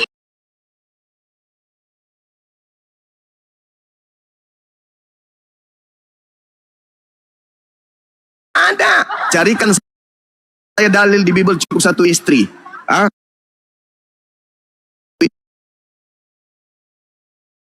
Tidak akan ada. Kalau ada orang Kristen yang mampu menunjukkan bahwa orang-orang Kristen diwajibkan cukup satu istri, besok nih hari Ahad saya nikah lagi. Percaya deh.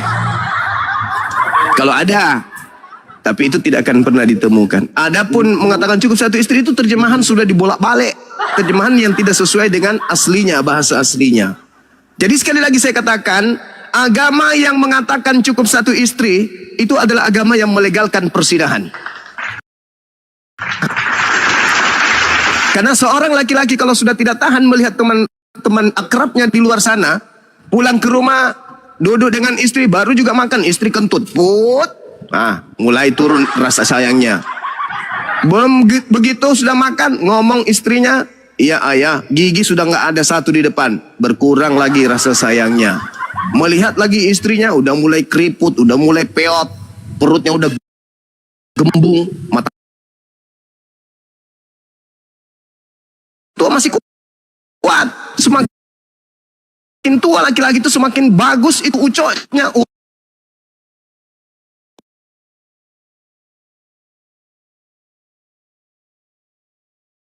Semakin tua semakin peot. Laki-laki beda, semakin tua ucoknya itu semakin kekar, semakin kokoh, berdiri siap siaga, tempur tak tanpa ada kemudian halangan. Iya, itu fakta. Itu fakta. Itu fakta.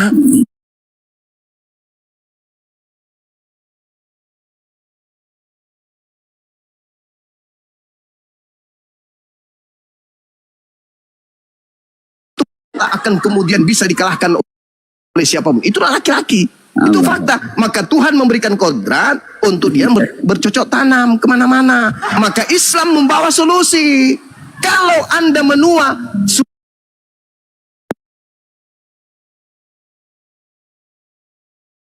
mau ke rumah tetangga, jalannya sudah rentah, Cara pun sudah terbata-bata. Tapi si Uco, hai, Uco itu kan 220 poin.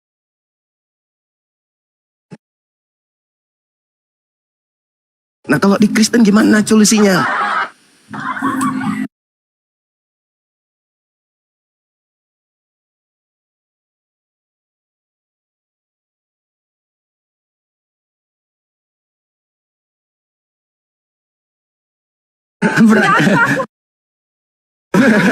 Sudah berat.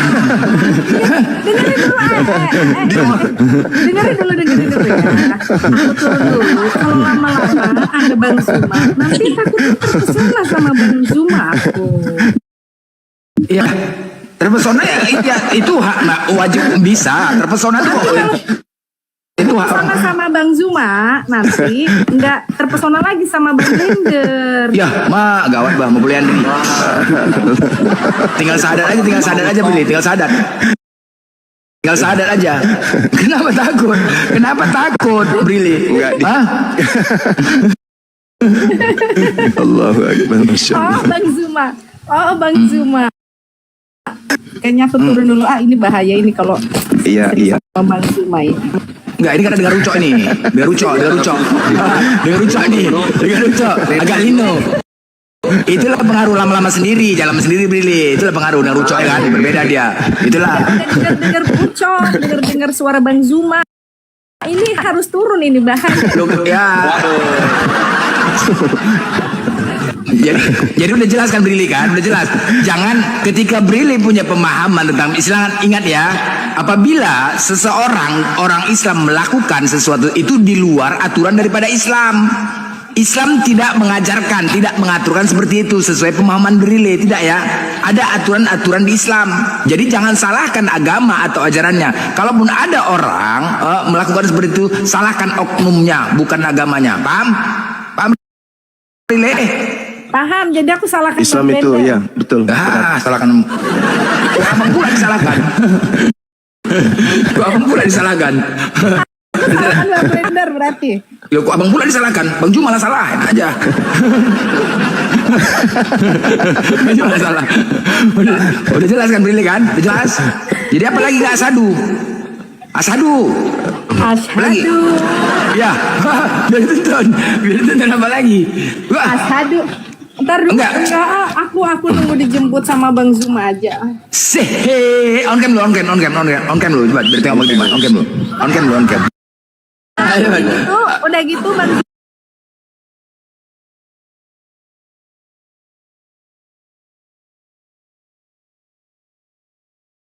langsung Bang Blender bilang sah seperangkat alat. Oh nggak bisa, nggak kayak gitu, nggak kayak gitu. Kurang ajar kok jadi gini. Ya enggak, dia mau on cam, Brili mau on cam. Ya kan mana tahu mendapatkan hidayah, mana tahu ya kan. Hijab udah ada, Al-Quran sudah ada, apalagi? Hijab udah ada. Coba Brili biar ditengok. Bagaimana Brili nggak pakai hijab, coba tengok nanti. Aduh, jauh berbeda lah. Coba. Hijabnya lagi di laundry Bang. Lo di laundry ya, baru pakai apa kemarin. aja pakai. Masa Laundry cuma satu berarti. Hijabnya cuma satu. Coba kalau Brili gak nampak outennya. Beda sama Gata, peta. Gata, peta, enggak ya? Nggak, aku nggak mau on cam kalau Bang Zuma nggak on cam. Iya.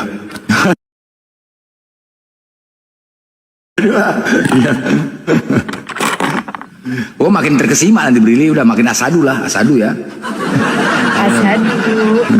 Makin asadu lah kalau mau jumpa on cam.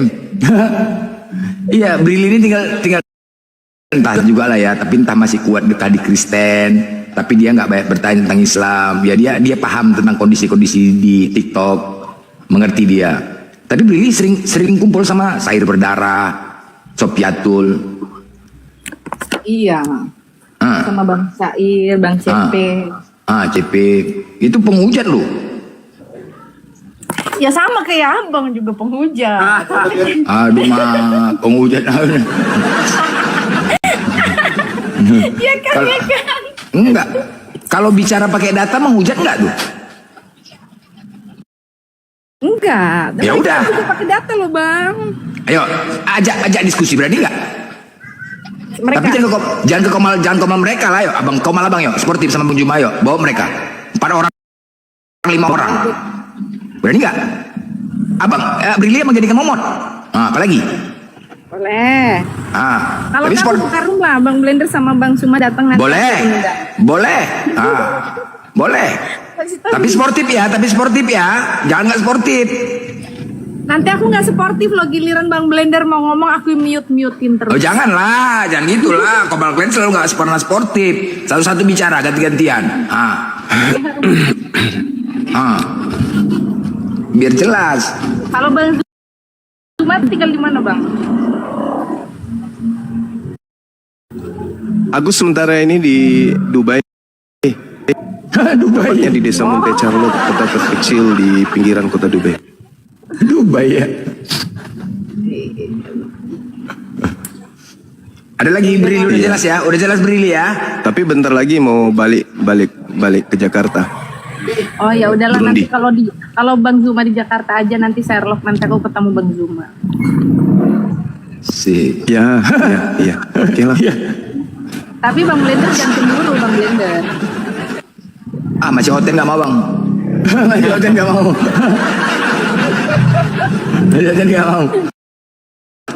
Berat. Sama sama blender udah tua itu, jangan mau. Ya, apalagi kau. Aduh ini masuk nih hotel nih. Itu penyakit. Udah jelas Brili ya, Pemahaman Brili tentang Islam itu yang tukang kawin udah jelas kan? Sampai saya dulu udah jelas ya, jelas sama Juma tadi. Udah. Soalnya aku juga punya saudara Ustadz, sepupu. Muslim, kan aku kan banyak saudara Muslim ya, keluarga Muslim.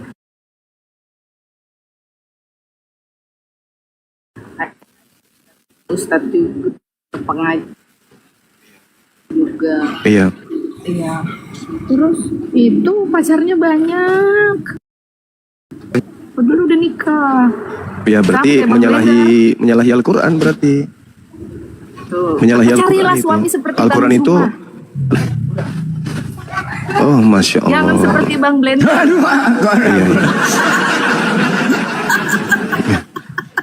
Blender, kemana-mana kena kau Blender, kasihan kan? Brili, abang sudah punya istri, ya kan? Tadi kan udah dikatakan nggak mampu untuk berbuat hal itu, berat. Kalaupun ditawarkan istri kamu nikah lagi, berat, nggak semudah yang dibayangkan loh. Ditawarkan langsung sama istri, kamu kasih kamu nikah lagi, jantungan, berat. Bang Zuma Bang itu Blender. juga ada yang typing Bang Zuma. Katanya Bang Bang Zuma Blender milik aku. ini tuh Kak Brili yang waktu kemarin open camp kan? Iya, open game ya, betul. Oh, mau teman tikung, saingannya berat Bang Juma, jadi mundur aja lah, sok lanjut aja. Tapi di bawah ada yang typing loh, katanya Bang Zuma milik aku. Ya udah kita sweet yuk. Sweet. Inilah nasibnya kalau orang duda ya. Diperebutkan kayak mainan. Apalagi Bang Zuma duda aku. Udah jelas. Jadi kalau Udah, kan? Bang Blender udah Bang Blender. Iyalah, lebih menang duda lah. Udah jelas. Jadi Brili udah jelas kan Brili ya? Udah jelas kan? Ya udah Bang. Jadi kalimat penutupnya adalah nanti kalau Bang Zuma udah di Jakarta, nanti kita ngopi bareng ya Bang Zuma.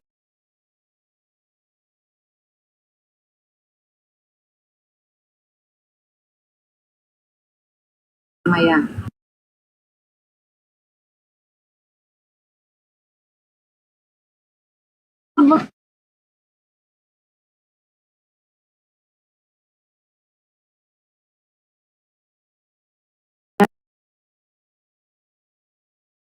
Jadi masker. Kebayang gue mana itu? Gak kebayang gue jadi masker. Gak Oh, kebayang. pantesan BH tetangga suka hilang, suka dipakai Bang Zuma sebelah di bumi. Gak kebayang biar jadi masker. Tahu aja loh.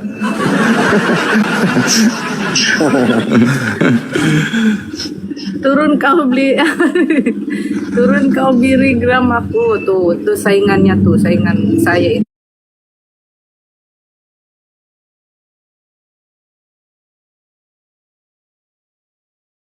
Oh, Protestan itu Tuhannya siapa? Ya sama aja lah Bang, Tuhan Yesus. Ah, enggak aja. Orang 3 kok, cemana? Astaga, tahan mulut, jangan sampai begaduh. Enggak begaduh. Maksudnya kan gini loh, Brili sekolah sarjana ya, sarjana kan? Iya, aku magister Bang. Ah, magister lagi. Coba, yang dikatakan 3 jadi 1 nggak pening bahasnya tuh. Ayo coba, gimana?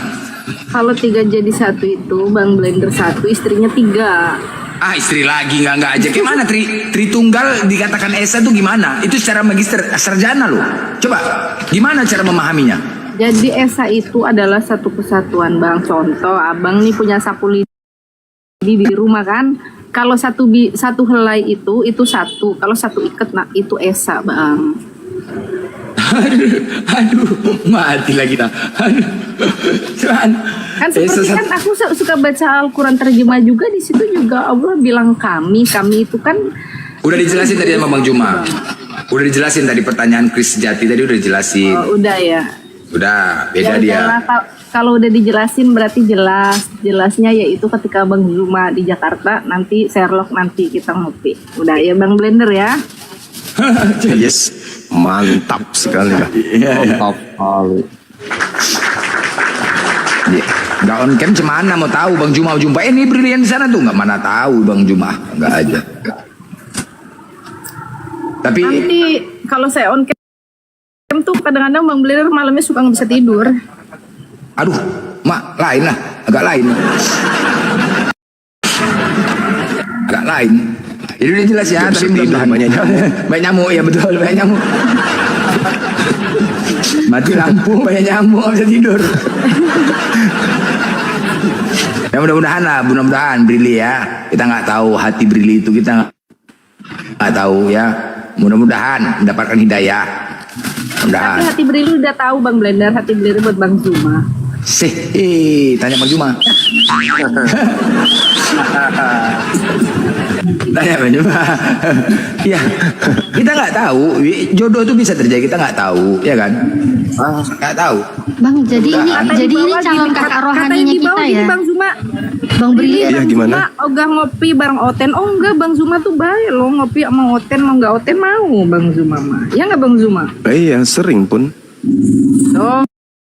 Enggak, ini jadinya Kak Brili ini calon kakak rohaninya kita ini. Zuma aja nih. Iya, Kak Brili. Kak Brili calon kakak rohaninya kita ini, iya. Yang mana? Ya, Kak Brili ini yang cantik ini. Jadi Kak Brili ini calon kakak rohaninya aku gitu ya. Bang Zuma kan kakakku.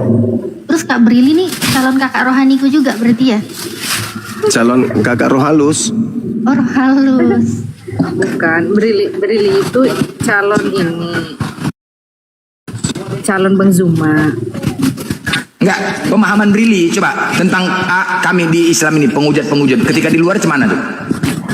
Jadi kayak Bang Blender, Bang Zuma itu kan, atau temen Kristen yang suka menghujat atau apapun itu punya agama itu tuh menghujatnya tuh ya cuma di TikTok aja karena penyajian hiburannya ya begitu, tapi ketika di live saya percaya Bang Zuma dan teman-teman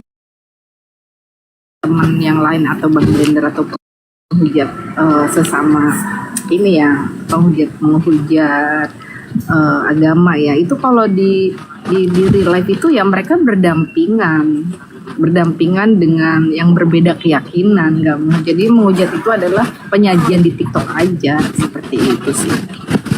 Betul kan Bang Zuma? Ya iyalah.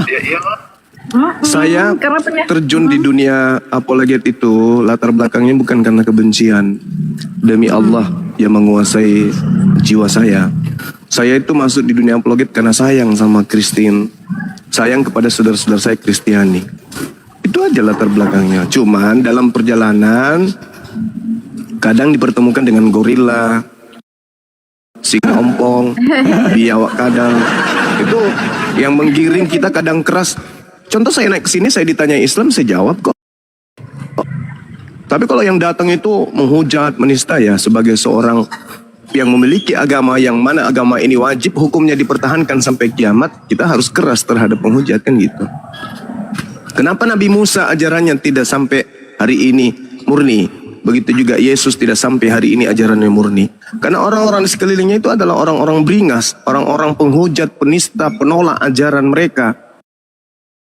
Sementara Musa alaihissalam dan juga Yesus alaihissalam tidak memiliki kekuatan pasukan untuk bagaimana mereka sang murid-murid ini bisa berjuang mempertahankan ajaran itu. Mereka takut kepada musuh. Mereka diporak-porandakan oleh pertahanan musuh, bahkan diobrak-abrik pertahanannya oleh musuh. Sedangkan kalau Nabi Muhammad, pengikut Nabi Muhammad, sekalipun mereka itu kadang bolong sholatnya, ketika akidahnya yang tersentuh, maka nyawa tidak dihitung mahal. Mereka akan mempertahankan agamanya itu dengan mati-matian. Kenapa? Karena satu-satunya titipan pencipta langit dan bumi yang bisa menjadi jalan keselamatan manusia pada hari ini dan seterusnya hanya Islam. Sekarang saya mau masuk Kristen, contoh, saya ke gereja hari Minggu, saya akan berpikir yang mengajarkan saya ke gereja siapa? Saya menyembah Yesus, saya akan berpikir yang mengajar saya menyembah Yesus itu siapa? Saya makan babi, saya tidak bersunat dan seterusnya. Ini semua tradisi seperti ini, rutinitas ritual kayak begini yang ajarkan saya siapa?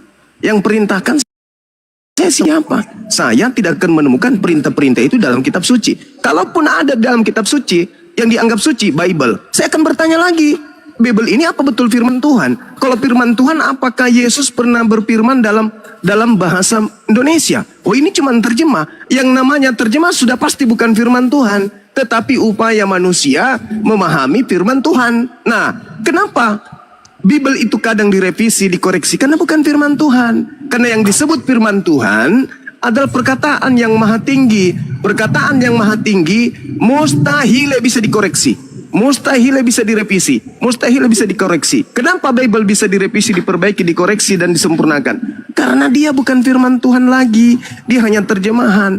Jadi masuk Kristen pun saya yang ada hanya keraguan. Lalu kemudian saya menyembah kepada siapa? Kepada Yesus. Lah, yang disembah ini kan harus Tuhan, bukan manusia. Tapi dia membangkitkan orang mati, tapi dia begini. Lah itu kan mujizat. Dia kan utusan Tuhan, utusan presiden, apapun bisa dia lakukan. Kalau ada mandat presiden, ini utusan Tuhan, membolak-balikkan dunia aja dia bisa. Membuat matahari terbit dari selatan ke timur pun bisa. Kenapa? Yesus itu wakil Tuhan, apapun bisa dilakukan. Tinggal berdoa, ya Tuhanku.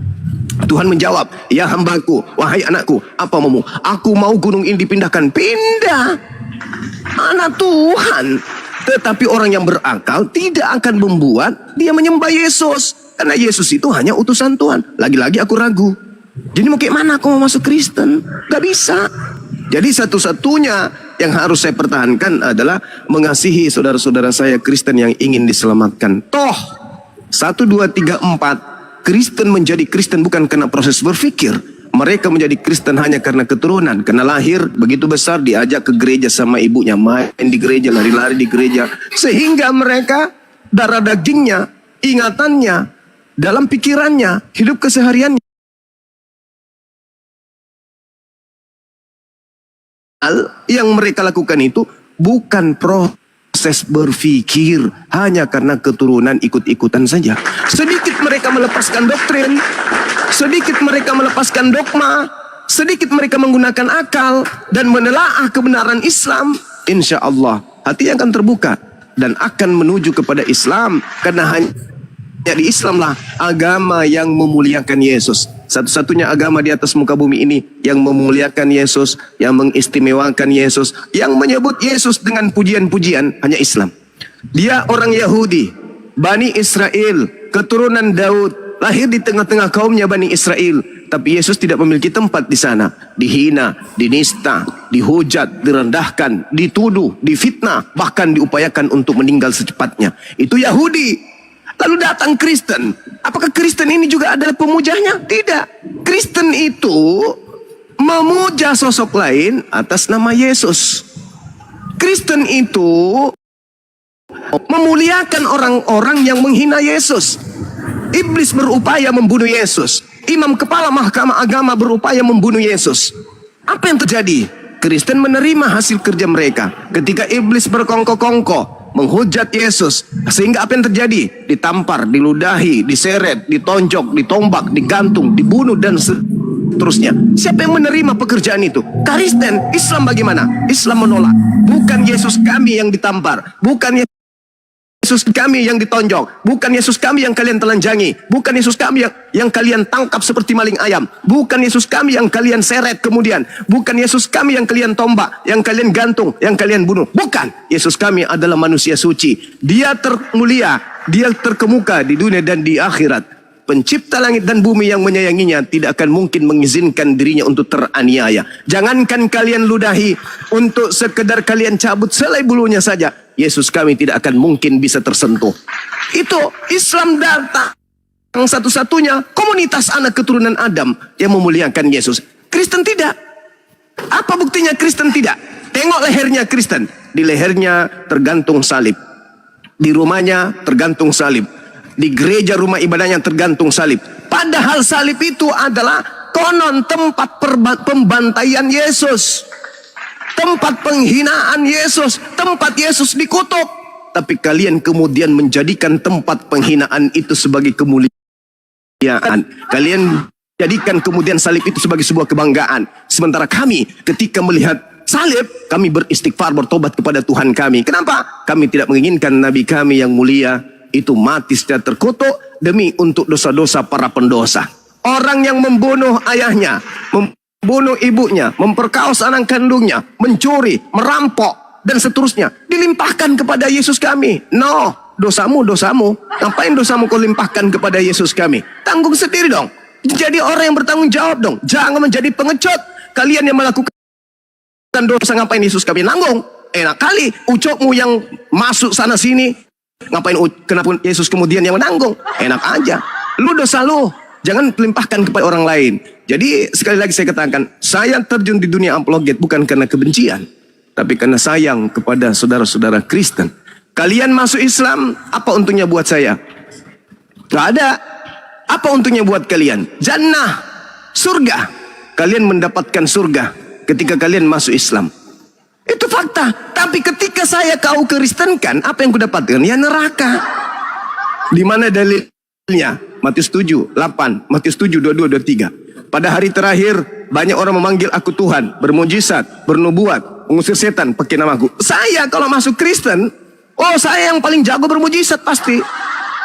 Karena akan saya banyak kemudian mengkristenkan orang. Kalau saya masuk jadi Kristen, banyak pengikut saya. Kalau saya masuk Kristen, dan saya pasti bisa bermujizat. Nama siapa yang kupakai bermujizat ketika saya masuk Kristen? Nama Yesus. Nah, berarti saya siap-siap aja diusir. Pada hari terakhir nanti banyak orang memanggil aku Tuhan, bernubuat pakai namaku, mengusir setan pakai namaku, bermujizat pakai namaku. Pokoknya kalau saya masuk Kristen, saya obati perutnya Pak Bom Bom, langsing dia. Percaya sama saya. Iya. Kalau saya masuk Kristen, saya mampu bermujizat. Kurubah bom-bom yang jelek itu jadi tomingse. Cakep dia seketika. Wow. Cakep. Karena saya sudah bisa bermujizat. Tapi apa endingnya? Kata Yesus, pada hari terakhir nanti banyak orang berseru, bermujizat, bernubuat pakai namaku. Pada saat itulah aku akan berterus terang kepada mereka. Enyahlah daripada aku. Engkau semua adalah pembuat kejahatan. Aku Yesus tidak mengenal kalian. Na'udzubillah, summa na'udzubillah. Sementara kalau saya tetap Islam, apa kata Yesus? Yohanes 17 nomor 3. Hidup kekal itu mereka mengenal engkau satu-satunya yang Tuhan yang benar dan mengenal Yesus yang engkau utus. La ilaha illa anta wa ana Rasulullah. Jelas. Iman kami jelas. Begitu juga dalam Al-Quran. Nabi Isa alaihissalam datang kepada Bani Israel. Apa seruan beliau? Ya Bani Israel, inni Rasulullahi ilaikum. Itu iman kami.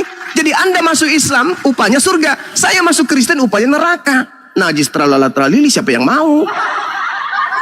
Nggak ada yang mau. Bagi orang yang berpikir, saudara-saudara Kristen saya ini semuanya, kecuali pendeta dan pastor dan jemaat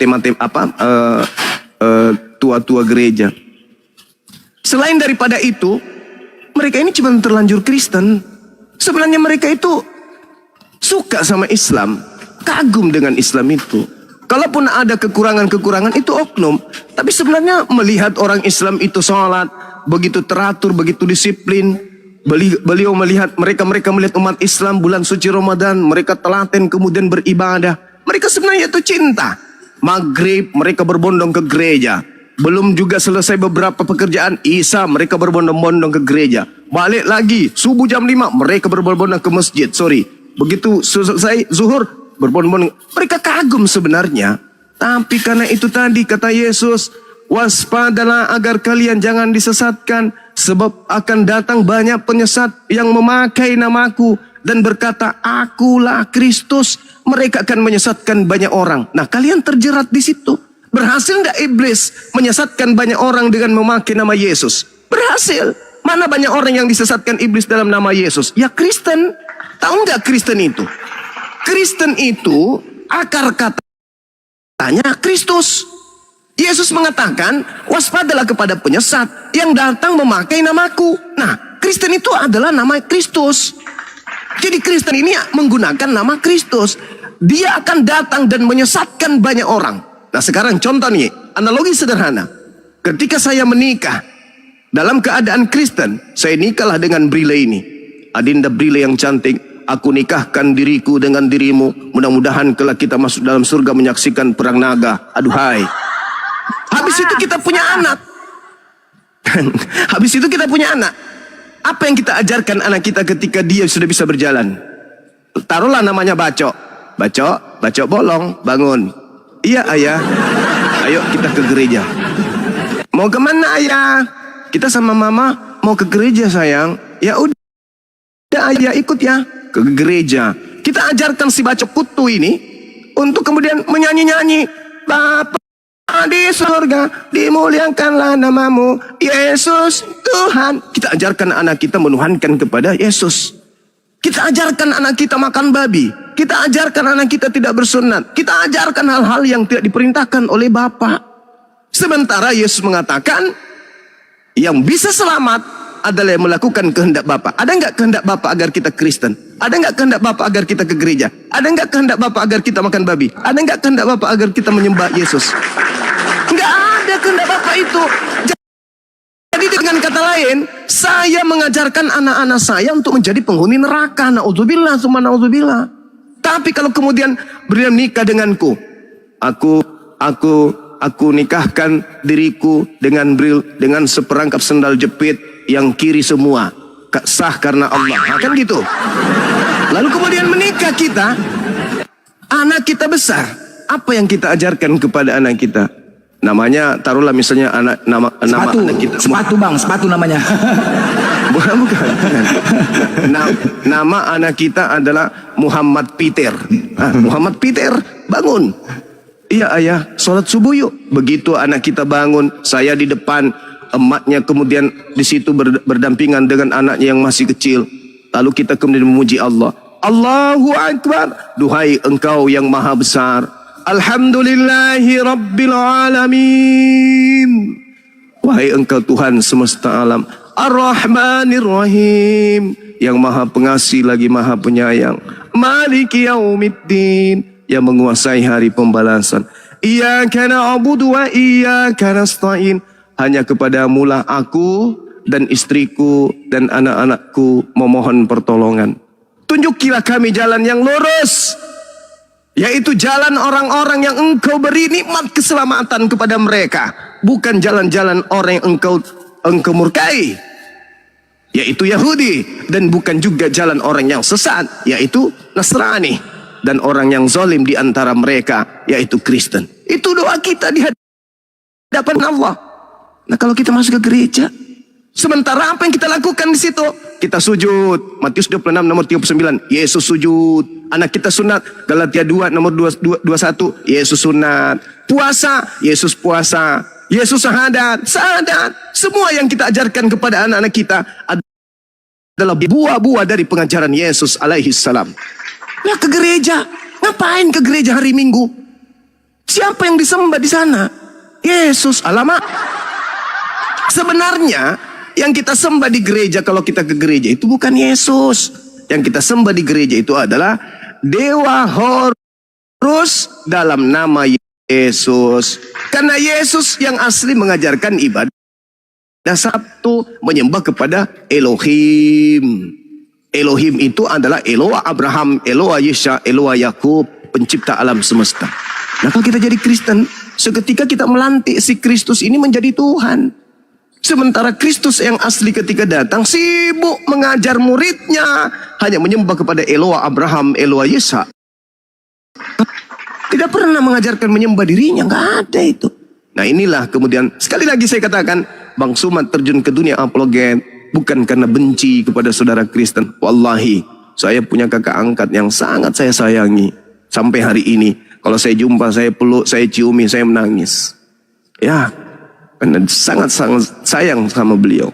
Kemudian, datangnya saya, hadirnya saya di tengah-tengah saudara-saudara, itu murni karena kecintaan. Cinta terhadap Islam, cinta terhadap orang-orang Kristen yang ya siang malam kemudian mereka beribadah, melakukan prosesi ibadah, tapi tak ada dasar firman Tuhannya itu nggak ada. Hanya doktrin dari Barat, semata-mata. Nah, oleh karena itu saya terpanggil ud'u ila sabili rabbika bil hikmah, serulah mereka orang-orang Kristen ini kepada jalan Tuhanmu dengan kebenaran, wabil hasanah, dengan cara-cara yang baik. Ya, itu yang saya lakukan. Illal ladzina zalamu minhum, kecuali orang-orang zalim yang ada di tengah-tengah mereka. Ya, saya harus keras. Nah, orang-orang zalim ini sudah tahu salah, ngotot. Sudah tahu sesat, ngotot. Contoh misalnya, sampai kuda bisa sikat gigi sendiri. Orang Kristen kalau ditanya, siapa yang memerintahkan kalian beribadah menyembah Yesus?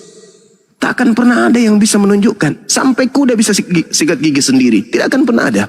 Nah, itulah fakta real, bahwasanya prosesi keagamaan yang ada di Kristen tidak diperkuat oleh dalil dan perintah. Tidak ada validasi, tidak ada legitimasi, tidak ada pengasahan dari Yesus. Kalau Islam Nabi Muhammad yang mengajarkan. Islam diajarkan oleh Nabi Muhammad. Sedangkan Kristen, siapa yang ngajari Kristen? Nggak ada, kecuali Paulus. Inilah mungkin yang perlu saya sampaikan kepada saudara-saudara saya, khususnya kepada beliau. Mudah-mudahan bisa dijadikan sebagai bahan pemikiran atau renungan kemudian ke depannya untuk memilih mana jalan yang sesungguhnya diridai dari pencipta langit dan bumi. Demikian. Selamat pagi. Nah, inilah Brili. Ini contoh Brili. Nah, ini Brili. Ini contoh nih. Nah, ini contohnya ini. Ah, nah. Selamat pagi muslim. Ah, tengok. Padahal di sini sore, dia di Indonesia nih, sore di sini, dia pagi kan udah gila kan? Pagi katanya. Padahal di sini udah sore, udah mau malam pun di sini. Dia pagi. Kayak gini lah. Zuma, kau bilang Yahudi sesat, tapi kau samakan akidahnya sama Islam. Kau samakan Zuma, kau bilang Yahudi sesat, kok Tuhannya kau samakan dengan Islam. Bismillahirrahmanirrahim. Qulu amanna billah wa ma unsila ilaina wa ma unsila ila Ibrahim wa Ismail wa Ishaq wa Yaqub wal asbati wa ma utiya Musa wa Isa wa ma utiya an-nabiyyuna min rabbihim la nufarriqu baina ahadin minhum wa nahnu lahu muslimun. Anda paham? Anda ngerti? Anda paham? Anda ngerti? Jangan mute lah Kance. Anda paham? Anda ngerti? Ya kau coba kau jelaskan. Anda ngerti? Gimana? Anda paham? Anda paham? Anda ngerti? Ya coba dijelaskan. Cuma Allah Subhanahu wa taala menjelaskan kemudian antaquluna inna Ibrahim wa Ismail wa Ishaq wa Yaqub wal asbat kanu hudan aw nasara. Bahkan dalam setiap salatnya umat Islam itu memberkati keturunan Abraham alaihissalam. Abraham alaihissalam keturunannya kemudian ada dari Yahudi, ada dari Nasara. Makanya dikatakan siapapun yang beriman kepada Allah, dari Yahudi, dari Nasara, dari Sabi'in, Allah tidak merugikan kepada mereka sedikit pun. Jadi Itu kaidah dalam Islam. Itu Iya, kaidah. jadi Yahud itu keturunan Ibrahim. La haula wala quwata illa billah. Lalu Yahud siapa lagi keturunan yang disebut Ibrahim. Yahudi dan Nasara? Siapa Ya. lagi? Ketika Yang kemudian Al-Quran disebut mengatakan Yahudi dan wasabiha Nasara Ibrahim ada di bani wa At-Taubah Yaqub 30. ya bani ya innallaha astafa lakumuddin Yahud fala tamutunna illa wa antum muslimun. Uzair anak Allah. Ya, Orang-orang itu tidak semua Yahud Yahudi ini- mengatakan itu. Tahu, saya tahu. Al-Quran sudah menjelaskan dalam surah Al-Ma'idah, di antara mereka ada yang ingkar kepada Allah, di antara mereka ada yang kemudian ingkar terhadap janji-janjinya kepada Allah. Namun sebelumnya apa kata Allah? Siapa yang mereka Walaqad ingkar di situ? akhadallahu mitsaqa bani Israil Orang-orang wa ba'atha Bani minhum Israil. 12 naqiban wa qala Allahu inni ma'akum la in aqamtumus shalah. Memang ada kaidah kepada siapa Yang kemudian Allah ingkar mengatakan itu Bani Israel, Yahud Tunggu. itu millah. Tunggu. Jangan Anda kemudian lari ke sana. Tunggu dulu. Allah Subhanahu wa taala menjelaskan dalam Al-Qur'an, walaqad akhadallahu mitsaqa bani Israil. Bani Israil itu adalah anak-anak Nabi Yakub yang diterangkan dalam surah Al-Baqarah yang tadi yang saya katakan kepada saudara. Anak-anak Nabi Yakub alaihissalam yang mendapatkan petunjuk kemudian dari Allah, merekalah yang tadinya Allah mengatakan inni ma'akum. Apakah Anda tidak pernah membaca dalam Al-Quranul Karim bahwa orang Yahudi, orang Nasara, orang Sabi'in, siapapun, nah tuh, siapapun yang beriman kepada Allah, siapapun di antara mereka, artinya Itu Muslim. artinya. Siapapun yang beriman pada Allah itu Muslim. Nah, sekarang Bukan ada nggak orang Yahudi bukan yang disebut di situ? Nasrani. Disebut nggak orang Yahudi di situ? Saat Disebut orang tidak? Yahudi beriman disebut pada tidak? Allah itu Muslim. Itu pintar. Nah, itu pintar. Yahud itu bukan berarti kaum, tetapi milah. orang Yahudi. Ketika orang Yahudi itu ada yang beriman kepada Allah, memang betul mereka Muslim. Sama nggak Tuhannya? Ku tanya dulu samamu. Orang Yahudi yang Muslim sama nggak Tuhannya dengan umat Islam? Sama nggak? Orang Sama nggak? Yahudi yang sudah Yang Muslim. mualaf disebut Muslim. Sama nggak? Saat Ya, itu dia kan Muslim pintar. itu Allah. Tetapi saat dia bermilah Yahud berbeda Tuhannya.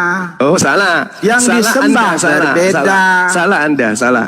Ada nggak dalilnya siapapun yang orang-orang kafir yang beriman kepada Allah? Ada nggak dalil seperti itu? Nggak ada. Nggak ada perintah seperti itu. Ada nggak di situ? Di ayat itu ada nggak?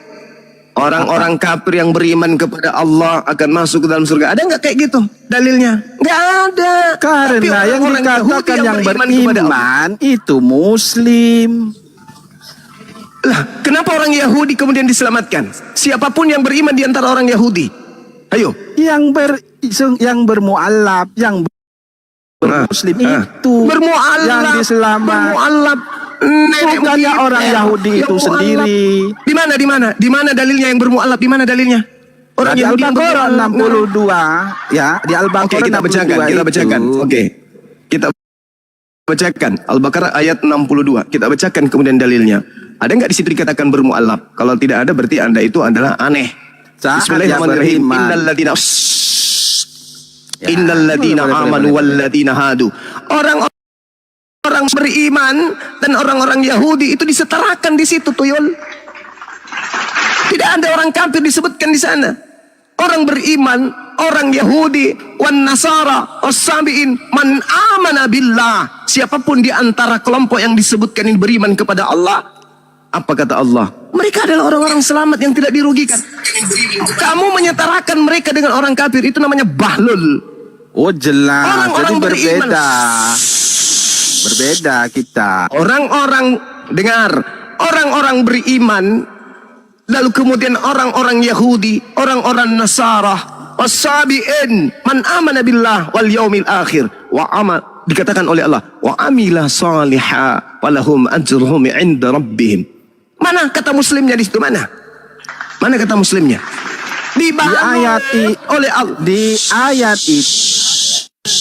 dibalut oleh Allah dengan kata man amana billah. Siapapun di antara mereka yang beriman kepada Allah. Ada enggak kata kafir? Aduh, jangan main. Ya ayyuhal kafirun. Ada enggak? Ada enggak seruan kepada orang kafir? Siapapun di antara orang-orang kafir yang beriman kepada Allah. Hah? Ada? Enggak ada seperti itu. Kenapa? Karena kafir ya kafir. Tapi kalau Yahudi itu ada di antara mereka yang beriman kepada Allah. Itulah kamu kesesatan berpikir. Jangan Kebencianmu terhadap kebencianmu terhadap Yahudi itu tanpa alasan tuh. Al-Quran sendiri yang mengatakan, ayat yang kau bawakan itu mengatakan, nah ini dayang-dayang walladzina hadu wan dayang-dayang kok nasara. mute. Kutanya dulu samamu. Kenapa Yahudi dan Nasara dan orang beriman? Jangan curhat. Kenapa di mute? Kenapa orang beriman disetarakan dengan orang Yahudi dan orang Nasara dan orang Sabi'in, dan di situ tidak disuruh kafir? Kenapa? Longor. Ini orang-orang yang Kristen ini benci kali kepada orang Yahudi. Sementara Allah sendiri dalam Al-Quranul Karim mengatakan, ini ma'akum. Siapapun di antara mereka yang beriman kepada Allah. Aku benci kali kau. Sama seperti orang kafir. Kita nggak boleh membenci orang kafir itu. Selama orang kafir, orang Kristen itu tidak memerangi kita. Siapapun dari antara orang-orang Kristen yang beriman kepada Allah, beriman kepada akhirat, beriman kepada Nabi Muhammad, maka jatuhnya statusnya memang Muslim, tuyul. Itu karena kebencianmu terhadap orang-orang Yahudi. Entah apa-apanya kau itu. Benci kali sama orang Yahudi. Sampai kamu nggak bisa bayar. Dalam Quran.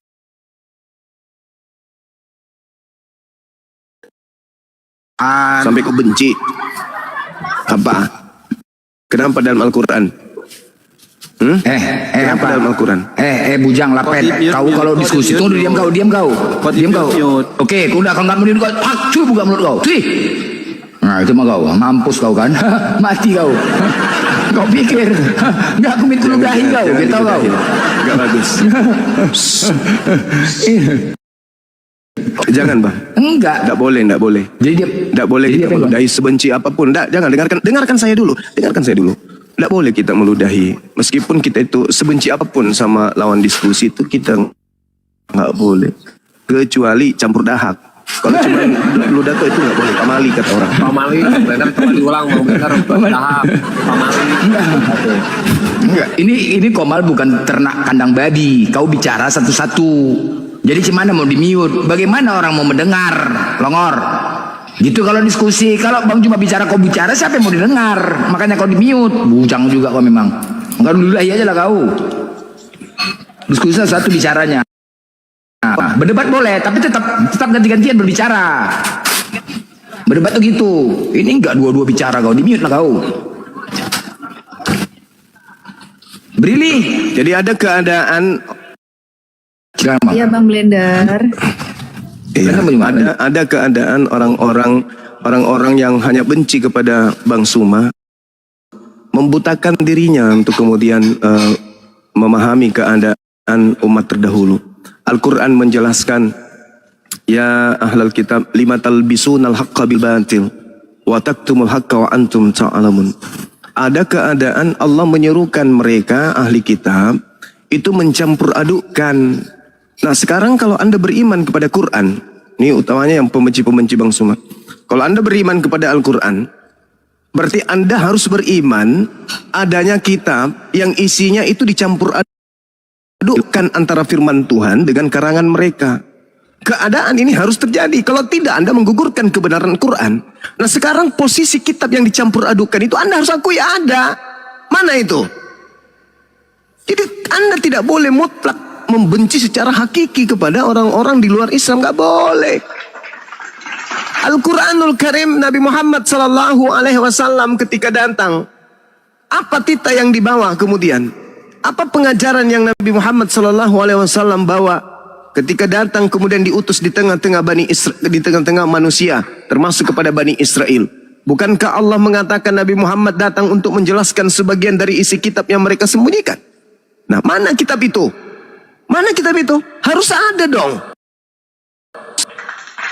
Jadi jangan Anda itu karena benci kepada Bang Suma, Anda membatalkan kebenaran Al-Quran. Al-Quran mengatakan, ya ahlal kitab, qad ja'akum rasuluna yubayyinu lakum katsiran mimma kuntum tukhfuna minal kitab wa ya'funa an katsir. Berarti kedatangan Nabi Muhammad adalah menjelaskan isi kitab dari kitab yang mereka sembunyikan sebagian.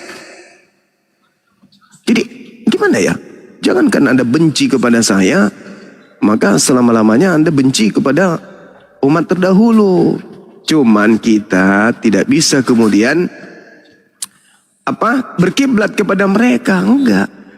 Al-Quran sudah sempurna. Jadi biarkanlah kemudian pola hidup kita ini bertetangga dengan orang-orang yang beda akidah. Kan membabi buta membenci orang. Seakan-akan Anda itu benci kali sama Yahudi.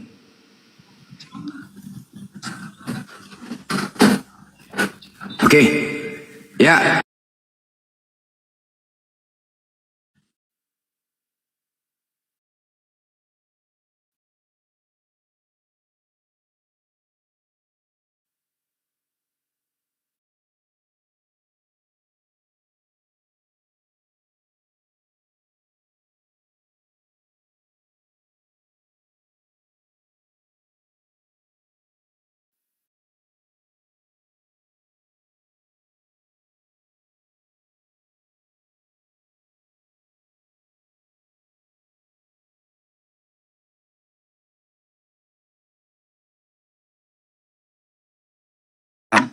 Tapi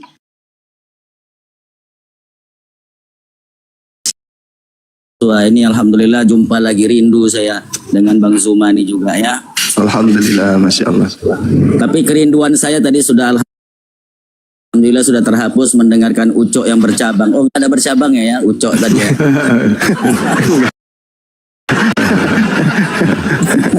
Iya. Udah lama gak bersua. Ya Ustaz Arif juga sini. Ustaz Arif juga. Assalamualaikum. Ustaz Arif. Ya ini Waalaikumsalam. Ustaz Arif. Woi. Assalamualaikum. Assalamualaikum warahmatullahi wabarakatuh, Bunda. Oh iya. Oke, baru siapa tadi? Assalamualaikum. Lanjut. Oke. Oh iya. Ya. Silakan. Ada yang terbang gitu. Pasti kenapa selalu kalian di pasar ya kalau diskusi ya? Cemana gitu? Bising gitu. Bang Blender, izin dulu ya. Gimana ini? Aku izin dulu sama Papi Zuma. Aku turun dulu ya, mau beli Papi? makan siang. Papi Iya. cuma. Aduh, kepedean kali ya. Iya, Aku mau beli Mami. makan siang agak jauh dari kosi. Nanti aku DM Papi. Iya. Nanti kalau sampai di Jakarta informasikan ya. Iya.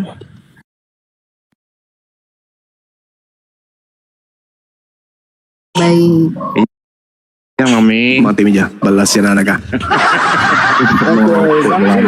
Bahaya ini. Masalah. Bahaya ini, Grundo. Bahaya ini. Langsung aja Bunda, nanti kita tarungin. Maaf. Bang Bandar. Kita bawa terus di panjang aja kita.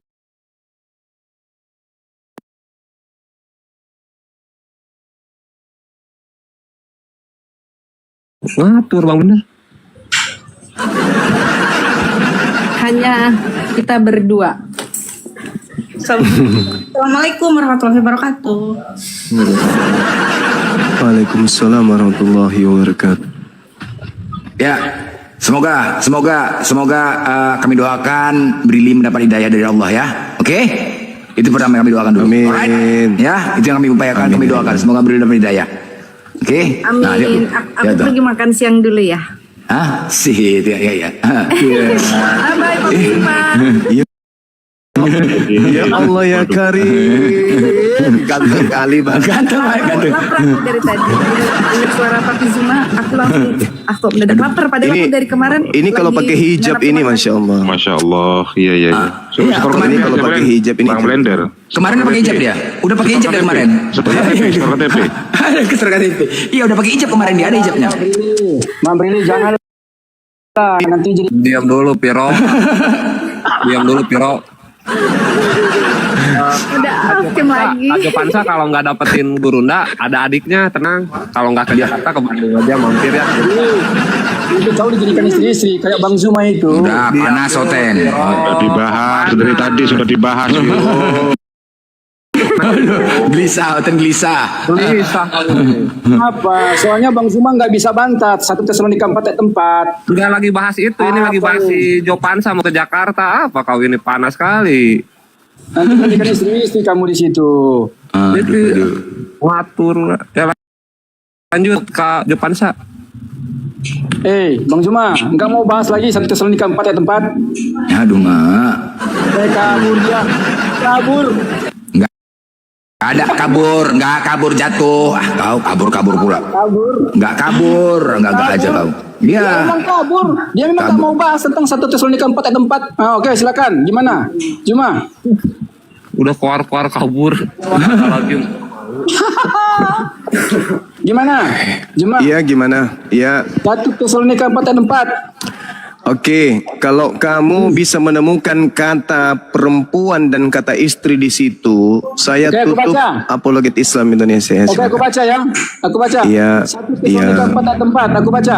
Supaya Iya, kamu masing-masing mengambil seorang perempuan menjadi istrimu sendiri dan hidup di dalam pengudusan Iya. dan penghormatan.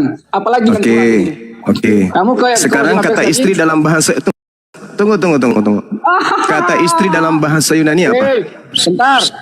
Kata istri. Supaya kamu masing-masing mengambil seorang perempuan. Iya. menjadi Itu istrimu bahasa sendiri Indonesia. dan hidup Itu di dalam bahasa pengudusan dan Indonesia. penghormatan. Itu bahasa Indonesia. Kitabmu itu diterjemahkan dalam bahasa Indonesia nanti di Indonesia.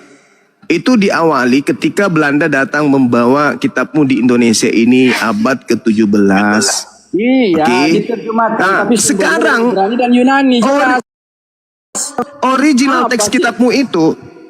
Kalau nantang diskusi sama saya kok adem aja di situ. Duduk yang cantik. Di sini. Dengar. Gantian. Giliran saya berbicara kan? Giliran saya kan? Oke, silakan. Atau Anda masih mau bicara? Oke, baik. Silakan. Oke. Orang yang bodoh alias bahlul yang tai lalatnya sebesar bola kasti di bibir boleh kemudian berbicara seperti pola yang kamu gunakan. 1 Tesalonika 4 nomor 4 nih, dengarkan bunyinya ya. Memang dengarnya bagus, mendengarnya memang. Supaya kamu masing-masing mengambil seorang perempuan menjadi istrimu sendiri dan hidup di dalam pengudusan dan penghormatan. Memang cantik kedengarannya, tapi itu bahasa Indonesia, Cak Ayu. Di dalam diam dulu. Dalam original teksnya itu tidak ada kata seorang perempuan. Yang ada di situ adalah skewos. Skewos dalam bahasa Yunani ketika diterjemahkan ke dalam bahasa Indonesia itu artinya benda-benda. Bukan perempuan. Kalau perempuan itu, Cak Ayu, bahasa Yunaninya guneka atau gune. Masih kekeh dengan dia benda-benda. Ya Allah ya Karim. Sekarang kitabmu itu aslinya bahasa Indonesia atau bahasa Yunani? Astagfirullah. Bang Zuma. Saudara, Bible kami dikejap bentar. Ini giliran saya loh. Saya mohon Anda jujur. Ya, Ini pertanyaan giliran saya sederhana. Giliran Kitab saya Anda loh. itu aslinya bahasa Yunani atau bahasa Indonesia? Dengerin saya. Makanya aku jawab. Ya. Dengerin. Oke. Terjemahan kitab yang udah diterjemahkan dalam bahasa Indonesia itu sumber katanya berasal dari Ibrani dan Yunani, jelas. Yunaninya itu skewos. Skewos itu artinya benda-benda. Masalahnya kamu yang nggak ngerti tentang arti di dalam original teks 1 Tesalonika 4 ayat 4. Kok jadi saya nggak ngerti? Oke. Anda yang ngerti. Oke. Anda yang ngerti. Sekarang tolong tunjukkan seorang perempuan dalam bahasa Yunaninya apa? Gini aja cuma, kamu perhatikan cuma, aku mau perhatikan aku lagi sama kamu. Boneka. Supaya kamu masih Itu bahasa Indonesia, Cak Kangkung. Bentar Astagfirullahaladzim. dulu. Ada nggak yang bisa buka kamera di sini? Bentar dulu dong, kan kamu yang bilang sama saya kemarin. Natali, sebentar. Woi, kau diam dulu, diam. Tunggu. Ini sekalian kita bongkar kelemahan Kristen ini di sini. Jangan di mute dong. Ya, tunggu dulu. Ini kan yang asli ya. dari Ini pakai Zuma. data ini. Bukan di dalam Bible ada Demon. perintahnya di dalam Kristen. Ya, buka Ada data, perintahnya Demon. dalam Kristen menikahi hanya seorang istri saja, ya kan? Aku Itu udah nggak buktikan ada. sama dia. 1 Tesalonika. Itu nggak ada. Nggak ada. Ada sih. Nggak ada. Nggak ada. Natali, monitor Natali. Kalau bahasa Indonesia Apalagi iya. sekali ini ya, modal cowok. Kan itu dibuat-buat aja ya untuk nipu lawan. Dibuat-buat katanya. Original teks kitabmu itu nggak ada kata seorang perempuan. Nggak ada. Zuma, dengerin ya. Salah terjemah Mana yang kitab kau lebih- itu. Mana yang lebih oten percaya? Kamu atau para pakar bahasa? Jangan Ibrani percaya yang telah saya, Tuyul. menerjemahkan kitab kami. Jangan kau Dari kitab percaya Kejadian saya. sampai kitab Wahyu. Hah? Jangan kau Ada percaya yang saya. lebih Jangan. lebih percaya. Tapi Kamu percaya atau mereka? kepada ori teks kitab kau yang harus kau percaya. Jangan percaya saya. Memang original text itu menceritakan tentang hal yang sama seperti yang telah diterjemahkan di dalam Bible-nya Oke. orang Indonesia. Ada nggak yang bisa buka Gimana kamera di sini? Ya. Bentar. Ayat berapa, Silakan, Gurunda? Bro. 1 Tesalonika 4 nomor Kamu udah 4. janju loh, Bu Suma. Lehermu diapain kamu bilang itu? Kamu Penggal leher saya, bawa pulang ke udah. gereja. Bikin Wah, sok udah, saudara. aku udah buktikan Bikin sama kamu. konro. Bikin konro. Tapi kalau tidak ada gimana? Aku udah buktikan. Apa Bagaimana konsekuensinya? mungkin- Bagaimana mungkin tidak ada sementara ini? Aduh, aku Ya, baca sama kalau kamu. tidak ada bagaimana? Kalau Aku tidak baca ada lagi. bagaimana? Oke, aku baca lagi. Supaya kamu masing-masing mengambil seorang perempuan menjadi Ya, dibesarkan Dinda Temon ini jangan di mute lah. Gimana sih?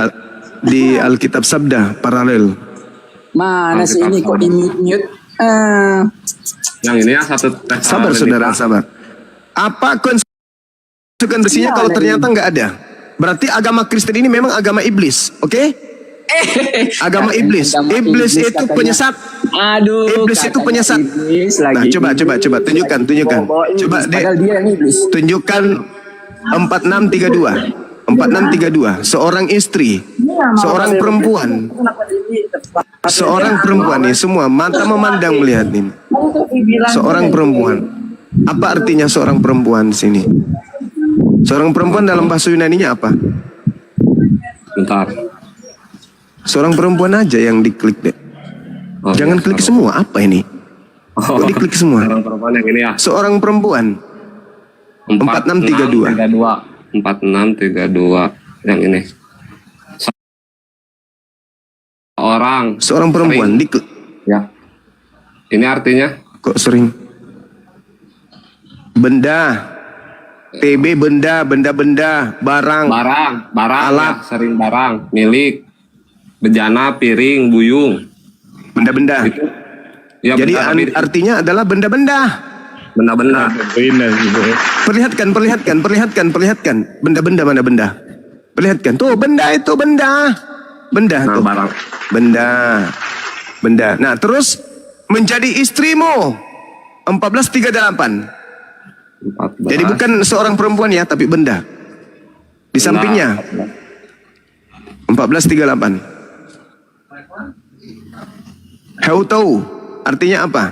Diri sendiri, bukan seorang perempuan, seorang istri, Diri bukan. sendiri. Menjadi istri. Bukan menjadi istri. Menjadi istri enggak di situ? Enggak, diri sendiri, Gurunda. Enggak ada menjadi istri, enggak ada. Jadi terjemahan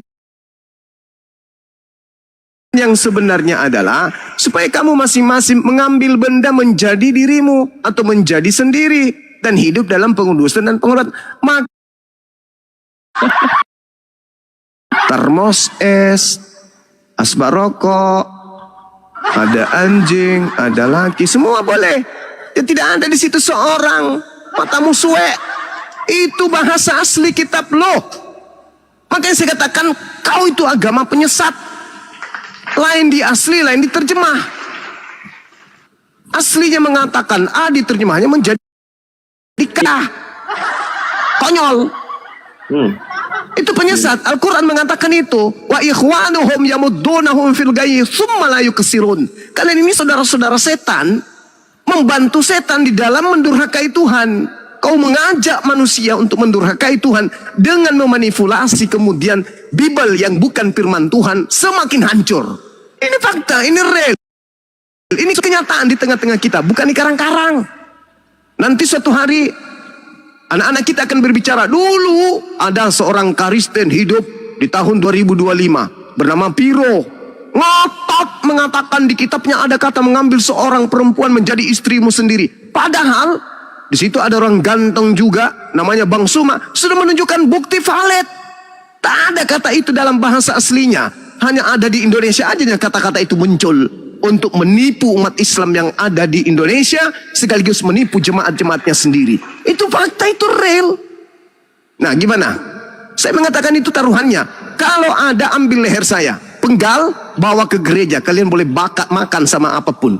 Tapi kalau tidak ada ternyata, apa yang terjadi? Saya boleh mengatakan agamamu agama setan. Adil kan? Adil. Karena yang menyesatkan itu hanya setan. Yesus mengatakan, waspadalah kepada penyesat yang datang kepadamu memakai namaku dan berkata akulah Kristus. Mereka akan menyesatkan orang banyak. Kalian menggenapi. Kenapa ada editan-editan seperti ini? Demi untuk menjajakan nama Yesus, iblis yang bersembunyi di balik nama Yesus. Itu Yesus sendiri mengatakan, waspadalah agar kalian jangan disesatkan, sebab akan datang banyak orang memakai namaku dan berkata akulah Kristus. Mereka banyak orang ini akan menyesatkan banyak orang. Mana banyak orang yang memakai nama Yesus menyesatkan manusia? Ya kalian, lembaga kalian, gereja kalian, pendeta pastor kalian, jemaat kalian, pendebat-pendebat kalian. Itulah mereka sang penyesat, barisan sang penyesat yang ada di antara manusia-manusia benar, yaitu Islam saat ini. Apa yang bisa kamu ajukan? 1 Tesalonika 4 nomor 4 Bang Suma. Pret. Kamu belum lahir, Bang Suma dan tim udah tahu dalil itu. Jadi jangan kok so cantik, so paten. Bible itu membantu setan menyesatkan kalian. Paham? Bibelmu itu alat setan untuk menyesatkan kau dan orang-orang yang tidak menggunakan akal sehat. Berterima kasihlah kepada para apologet Islam yang hadir membuka tabir kesesatan yang ada yang hadir di tengah-tengah kalian itu sendiri. Kalau bukan kami, pendeta mau membongkar ini, gak mungkin. Pastor ingin membuka ini, gak mungkin. Sudah. Ya udah, silakan dibesarkan. Nah, besarkan beliau. Ayo. Sekali lagi siapkanlah leher. Ya, silakan. Mana? Ya. Mana? Yang paling tajam lah. Siapkan lehermu. Kamu bisa baca ini enggak? Coba kamu baca ini. Coba dibaca. Nah, apakah mana tua? Bahasa Yunani atau bahasa Indonesia? Pertanyaan saya. Tua mana? Pertanyaan saya. Bisa baca enggak? Supaya kamu masing-masing. Terus. Apa itu? Supaya kamu masing-masing mengambil seorang perempuan. Bahlul. Itu berbeda, Piro. Itu berbeda. Yang Bahlul. Itu berbeda, Piro. Itu berbeda. Yang originalnya dengan bahasa Indonesia itu berbeda. Paham? Jadi sekarang kita uji mana yang benar. Nah, jadi kau jangan berpaku di situ aja. Dia bertumbuh di situ aja. Buktikan omongan Zuma lo. Lo itu udah disebutkan tadi originalnya ditunjukkan Temon. Dia udah baca lo. Dia udah baca. Yang ditunjukkan Temon itu originalnya. Mengambil seorang perempuan menjadi Piro, dengar, Piro. Yang ditunjukkan Temon itu originalnya gitu loh. Jadi sekarang mana yang mau diikutin? Temon aja ini originalnya benda-benda. Oke, emang terjemahan ini nggak diambil dari original teks. Ya iya salah loh, salah. Yang salah itu kalian bukan. Kau yang salah Longor.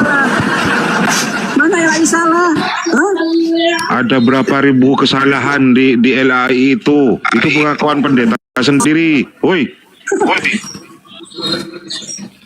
Mana berbeda kok? Ya, siapa? Jadi mana yang mau saya hanya memberi petunjuk. Mana yang lagi salah? Mana? Saya hanya memberi peringatan aja. Zuma, kamu perempuan atau laki-laki Zuma? Tepatin dong apa yang kau omongin. Enggak. Ya dong. Saudara, Kok enggak? bagaimana Ini udah mungkin terbukti. kamu ingin menghukum Upaya kamu seseorang masing-masing dengan mengambil dalil seorang palsu? perempuan untuk dijadikan istri. Itu dalil palsu itu, Tuyul. Bagaimana kau bisa menghukum saya dengan pasal-pasal kepalsuan? Gak bisa. Hanya orang bahlul yang bisa menetapkan satu hukum kepada orang dengan menggunakan undang-undang kepalsuan. Undang-undang palsu yang kau tunjukkan itu. Harus tunjukkan ori teksnya. Ternyata kamu secara tidak sadar menunjukkan betapa bobroknya kitabmu itu. Betapa hancurnya kitabmu itu. Sebuah kitab yang dianggap suci, sebuah kitab yang bermasalah, maka pastinya agama itu bermasalah. Ketika agama itu hancur, bermasalah, maka agama itu bermasalah. Itulah yang terjadi dalam agamamu. Adikku teman, bisa nggak ditunjukkan secara akurat seperti dia menunjukkan kata-katanya itu besarnya gitu bisa dibaca. You menunjukkan dalil tapi kecil, nggak bisa dibaca. Ambil kamu udah baca loh, supaya kamu masing-masing. Sementara yang kita hadapi ini adalah kerah yang bertubuh manusia. Nggak bisa dia baca kalau kecil gitu. Kalau namanya pembohong, ya tetap pembohong. Kebiasaan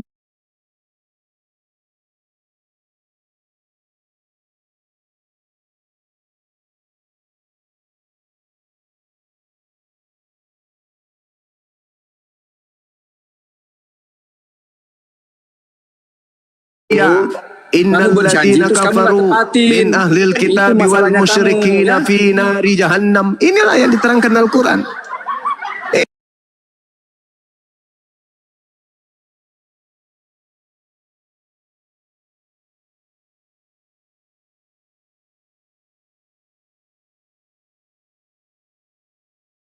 Sombong, tolol, siapakah yang kongan, udah metong tapi masih meninggalkan idiot.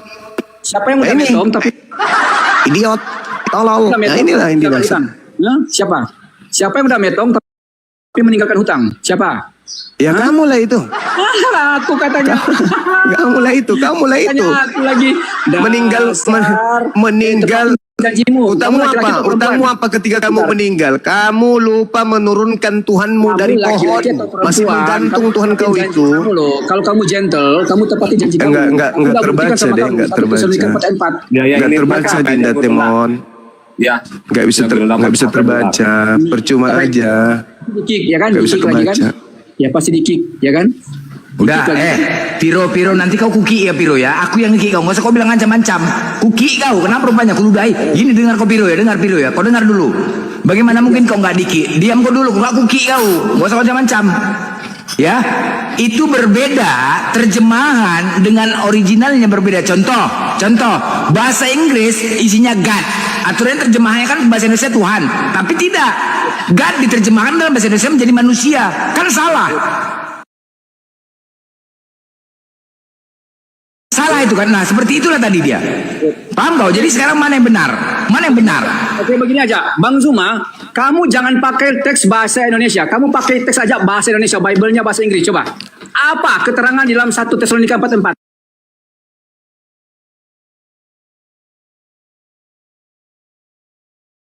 Teksmu itu bahasa Yunani. Okay.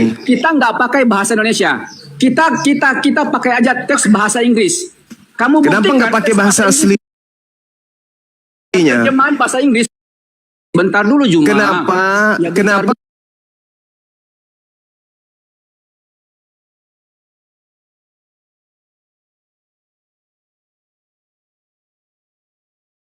Kenapa? Katanya mau diskusi yang baik. Dengarin dulu. Saya bertanya, kenapa kamu nggak menggunakan bahasa aslinya? Oke, kita jangan pakai bahasa Indonesia Juma ya. Oke. Bahasa aslinya kenapa? Ada terjemahan yang sumbernya dari kenapa bahasa harus pakai terjemah? Kenapa? Terjemahkan ke dalam bahasa Inggris. Kenapa nggak mau pakai bahasa aslinya? Supaya bisa membuktikan sama kamu bahwa terjemahan bahasa manusia Inggris separuh babi. Kenapa kamu nggak mau menggunakan bahasa aslinya kitabmu? Kenapa? Kamu malu? Karena arti yang sama. Kenapa harus terjemah? Kenapa harus terjemah? Kenapa bukan bahasa aslinya? Kenapa bukan aslinya aja? Kenapa nggak pakai aslinya aja? Kenapa? Itu sudah muncul tuh aslinya, tolol, bahlul. Inilah kalau manusia lahir dari sperma babi ya gini. Maaf Pak Kiai, maaf Pak Kiai. Illal ladzina zalamu minhum, itu yang kubawa. Hari ini juga udah ini nih bahasa aslinya ini. Ini apa ini? Benda, bukan seorang, tapi benda. Kembali Dek, kembali ke seorang menjadi istrimu. Ada nggak kata istri di situ Dek? Nah, coba mana coba. Biar semua tahu, orang Kristen yang masih bisa diselamatkan tahu. Ah, coba. Tadi menjadi itu istrimu. berapa? Yang di sampingnya itu loh, Dek. Berapa itu? Ya. 34 ya? 34. 14. 38.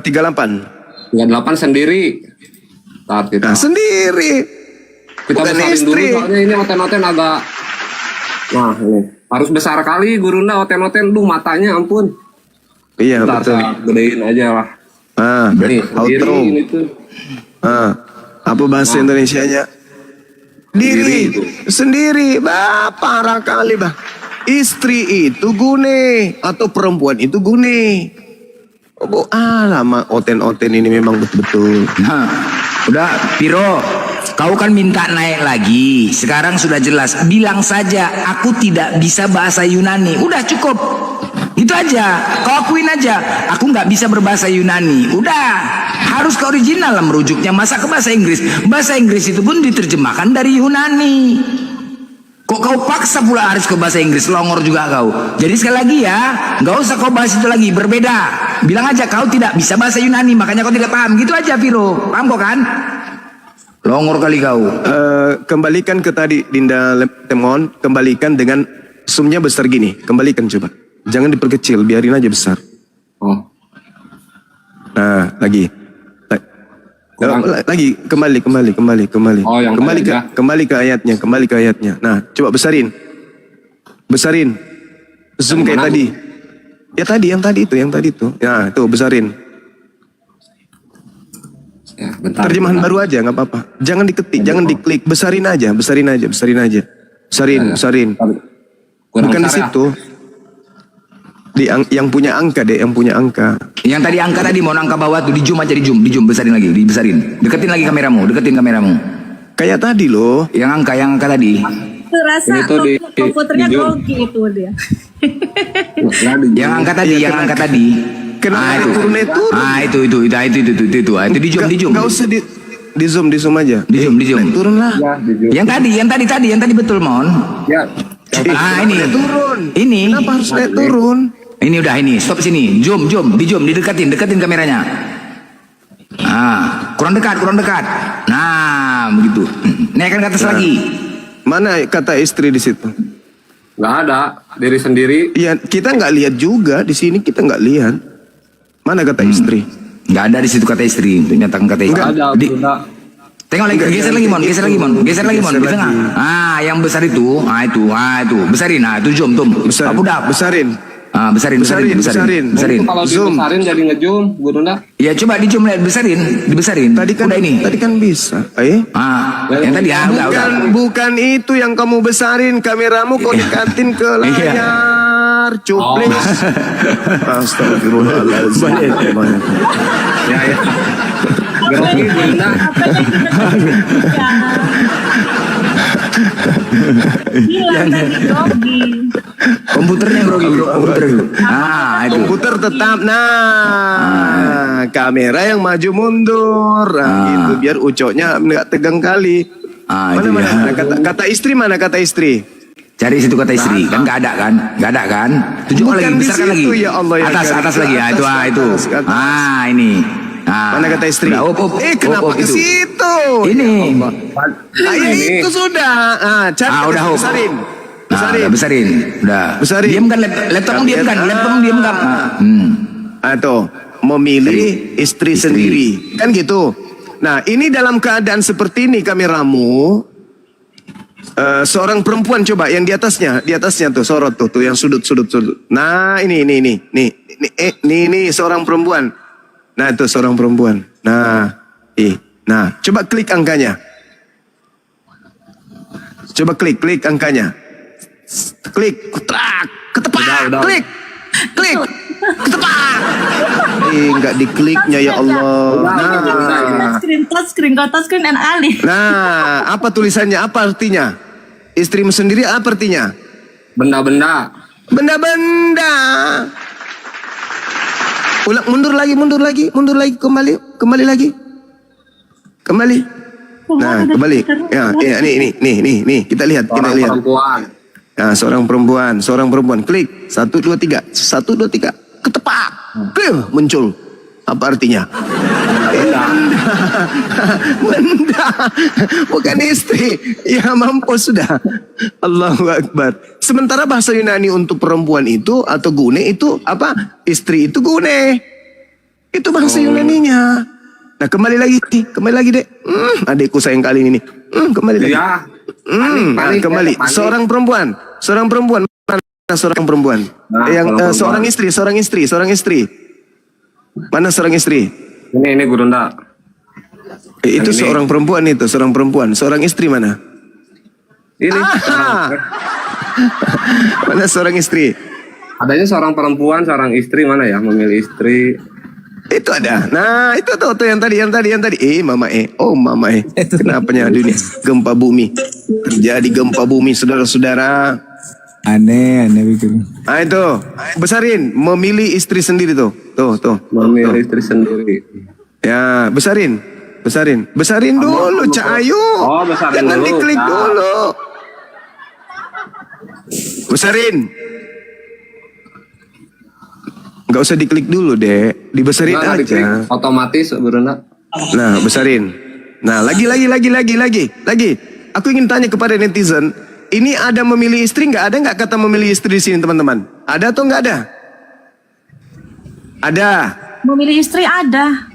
Nomor berapa itu? 29. 2932. Coba diklik. Kita sama-sama buktikan. 1, 2, 3, klik. Apa yang terjadi? Apa artinya di sana? Apa artinya? Kamu akan memperoleh 1. Kamu akan memperoleh. Mana istrinya? Ada? Ada? Tidak ada. Enggak ada. Berarti salah terjemahan ya Bang ya, salah terjemahan ya. Iya. Salah terjemahan. Iyalah. Ini yang harus disalahin Bang Blender, Bang Cuma, soalnya temen diajarinnya Amsal terus. Salah temen lah. Berarti salah temen salah. Oke, saya kira cukup bikin malu dia. Apa kata dia? Kamu salah. Tengok ini bahasa Indonesia. Lama. Kalau bodohnya dan bahlulnya seperti itu, mending kau berdoa setiap saat agar kembali kau dikutuk aja menjadi batu tawas, lebih bermanfaat bagi keteknya bom daripada kau jadi orang tapi kau bahlulnya ndak ketulungan. Gitu. Siapa namanya tadi tuh? Poni. Piro. Kirain poni kuda. Namanya Vero. Oke, teman-teman, saya ibadah dulu sejenak. Silakan diambil alih sementara, silakan. Ya, Gurunda. Ini Bang Boy. yang Bang Boy. Bang Blender, ini yang typing teman panik, dia belum pernah ditanya langsung sama Gurunda mungkin ya.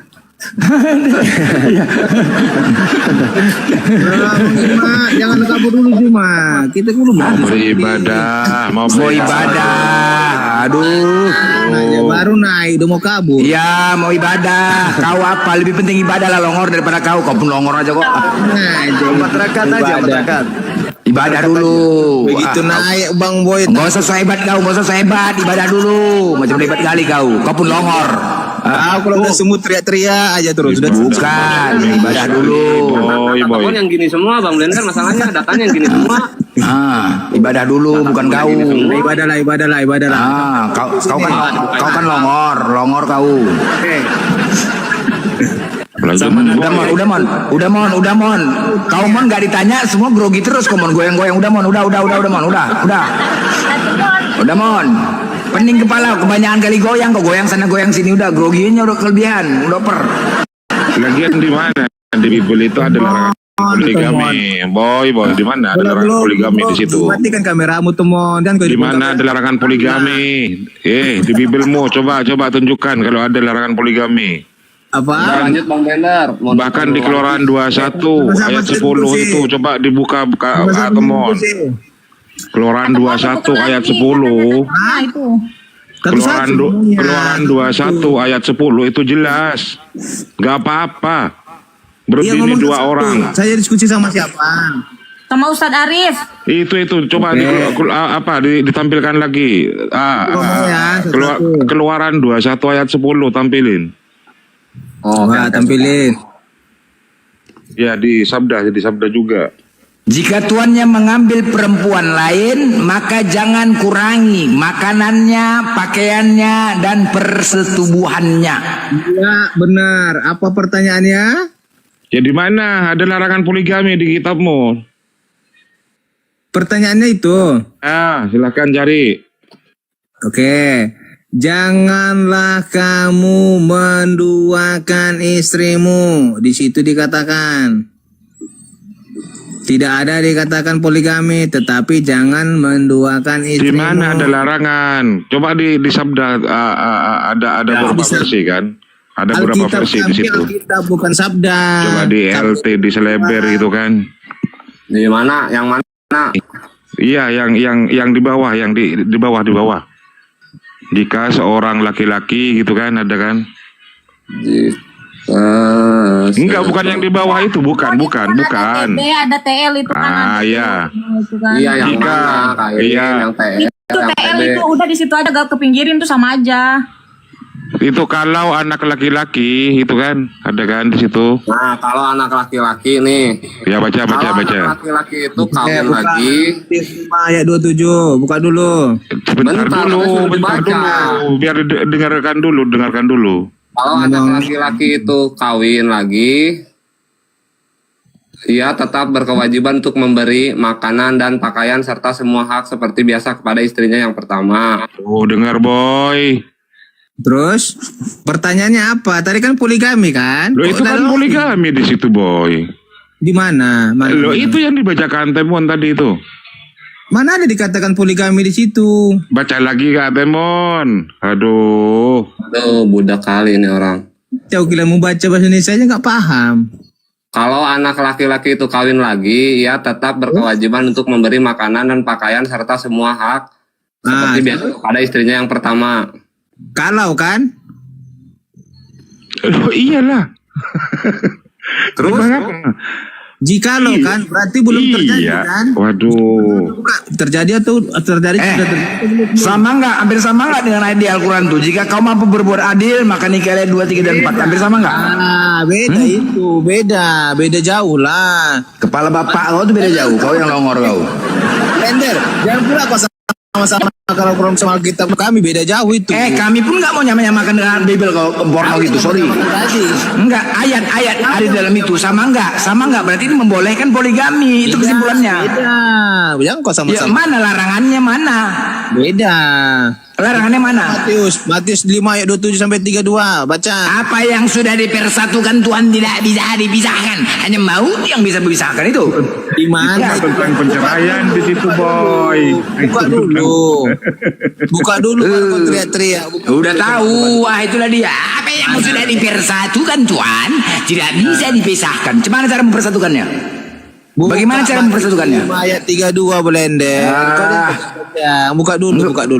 Apa yang mau kejang-kejang? Memang begitulah. Mana larangan poligami? Buka dulu, aku bilang. Buka dulu, kau baca, baru kau bantah. Gimana kau mau pandai? Kau yang bawa data, mestinya kau yang baca boy.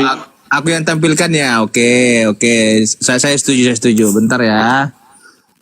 Tampilkan ayatnya. Biar kau pandai juga. Jangan botol terus. Botol. Udah tahun 2025 tetap botol. Yang botol tuh kau, Ten. Ini kubuatkan langsung kubuatkan ya. Kau memang yang botol tuh kau. Ini blender. Kau payah kali kau memang diajari susah ini. Nih, Matius 5. Ini dulu tulislah Oten botol tuh. Itu yang benar. Yang benar tuh Oten botol. Itu yang betul tuh temanya. Kau geser tulisan itu dulu biar nampak orang dibaca. Tahu. Botol ngomong botol. Nah, baca balik. Baca ini. Setiap orang yang menceraikan istrinya kecuali karena zina, ia menjadikan istri berzina. Baca. Dan siapa yang kawin dengan perempuan yang diceraikan, ia berbuat zina. Itu kalau berzina. Itu Kalau masalah pulih, perceraian. Itu perceraian itu, woi. Waduh. Ini masalah poligami. Aduh, cerai sama poligami sama enggak? Woi. Ada lagi ayatnya. Inilah ini udah ini aja sama kau ini nih, oten botol. Udah itu dia oten botol. Udah itu aja. Tema sesuai tema, oten botol. Ah, udahlah sesuai tema itu. Kau pun enggak aja kau. Yang dibahas poligami, kenapa data cerai sama poligami sama enggak? Ya, sama lah. Akibat Kepala sempak kau tuh koyak, bodoh kali kau sama. Cerai sama poligami bisa pula kau katakan sama. Itulah longor kau tuh botol, kau memang botol. Makanya dengarkan dulu Tuyul. Kau jangan teriak-teriak Tuyul. Ya gimana pula kau samakan cerai sama poligami? Ngarang aja kau. Cerai itu berpisah, poligami menyatu. Kan longor kau tuh, hah? Berarti kamu dipanggil. Bagaimana? Cemana kau katakan sama berpisah dan menyatu? Hei, cerai itu berpisah, poligami menyatu. Apanya kau katakan sama? Bodoh kali kau. Blender, tenang kau blender. Kau kalau udah sungguh teriak-teriak. Kau yang botol nggak kau tuh? Menyatu dengan berpisah kau katakan sama? Nggak botol kau? Botol kau tuh. Botol. Loh, nggak bisa tenang aku. Kau botol. Masa nggak aja kau? Masa kau katakan menyatu? Kalau udah Bisa pula. teriak-teriak. Bukan, nggak bisa. Kau salah. Bercerai itu kan dalil perceraian kau buat, kau tunjukkan. Sekarang poligami. Mana larangan poligami? Diam. Nggak usah kau curhat. Mana larangan poligami mana? Mana, woi? Sekarang kau yang botol. Botol kau kan? Hah? Botol kau kan? Botol lah kau. Kau botol. Mana katanya larangan poligami itu mana? Nggak ngerti, tapi kau buat. Woi, larangan poligami mana? Mana larangan poligami mana? Mana larangan poligami? Coba kau tunjukkan. Nggak botol kau. Kayak mana mau disusun sama kau kayak gini? Botol kali kau. Bisa pula kau katakan menyatu dengan berpisah. Kau katakan sama. Kan longor kau tuh. Pecah piring jadi gara-gara kau. Pecah. Nggak aja kau. Nggak bisa kau katakan menyatu dan berpisah. Kau katakan sama. Ngarang aja kau. Poligami itu menyatu. Jadi kau tidak bercerai berpisah. Gimana sama? Bodoh kali kau. Nggak sama pula. Ya dari perceraian itulah orang jadi apa? Selingkuh kan? Ya bodoh kali nih selingkuh. Oh, longor kali kau. Sampai dibilang dilarang poligami. Dari bercerai. Emang bercerai karena alasan selingkuh saja? Hah? Orang bercerai karena alasan selingkuh saja rupanya. Bisa jadi. Kepala bapak kau bisa jadi, ngarang aja kau. Gak bisa lah. Kita cari umum lah, yang cara umum lah. Ya, karena selingkuh lah salah satu. Ya, mana larangan poligami itu mana? Sedangkan tadi di keluaran 21 nomor 10 dibolehkan ternyata kalian berpoligami. Tadi kan aku tunjukkan ayatnya. Itu bercerai. Aduh itu bercerai. Tahu nggak kau bercerai? Cakal lagi benar pokoknya. Benar kali kau bercerai. Oh benar kali kau. Nggak bisa kau kata berpisah. Bercerai itu berpisah. Pecah lagi beri sama kau. Tahu kau? Longor kali kau. Nih. Pecah lagi beri. Cur kan dah. Cur.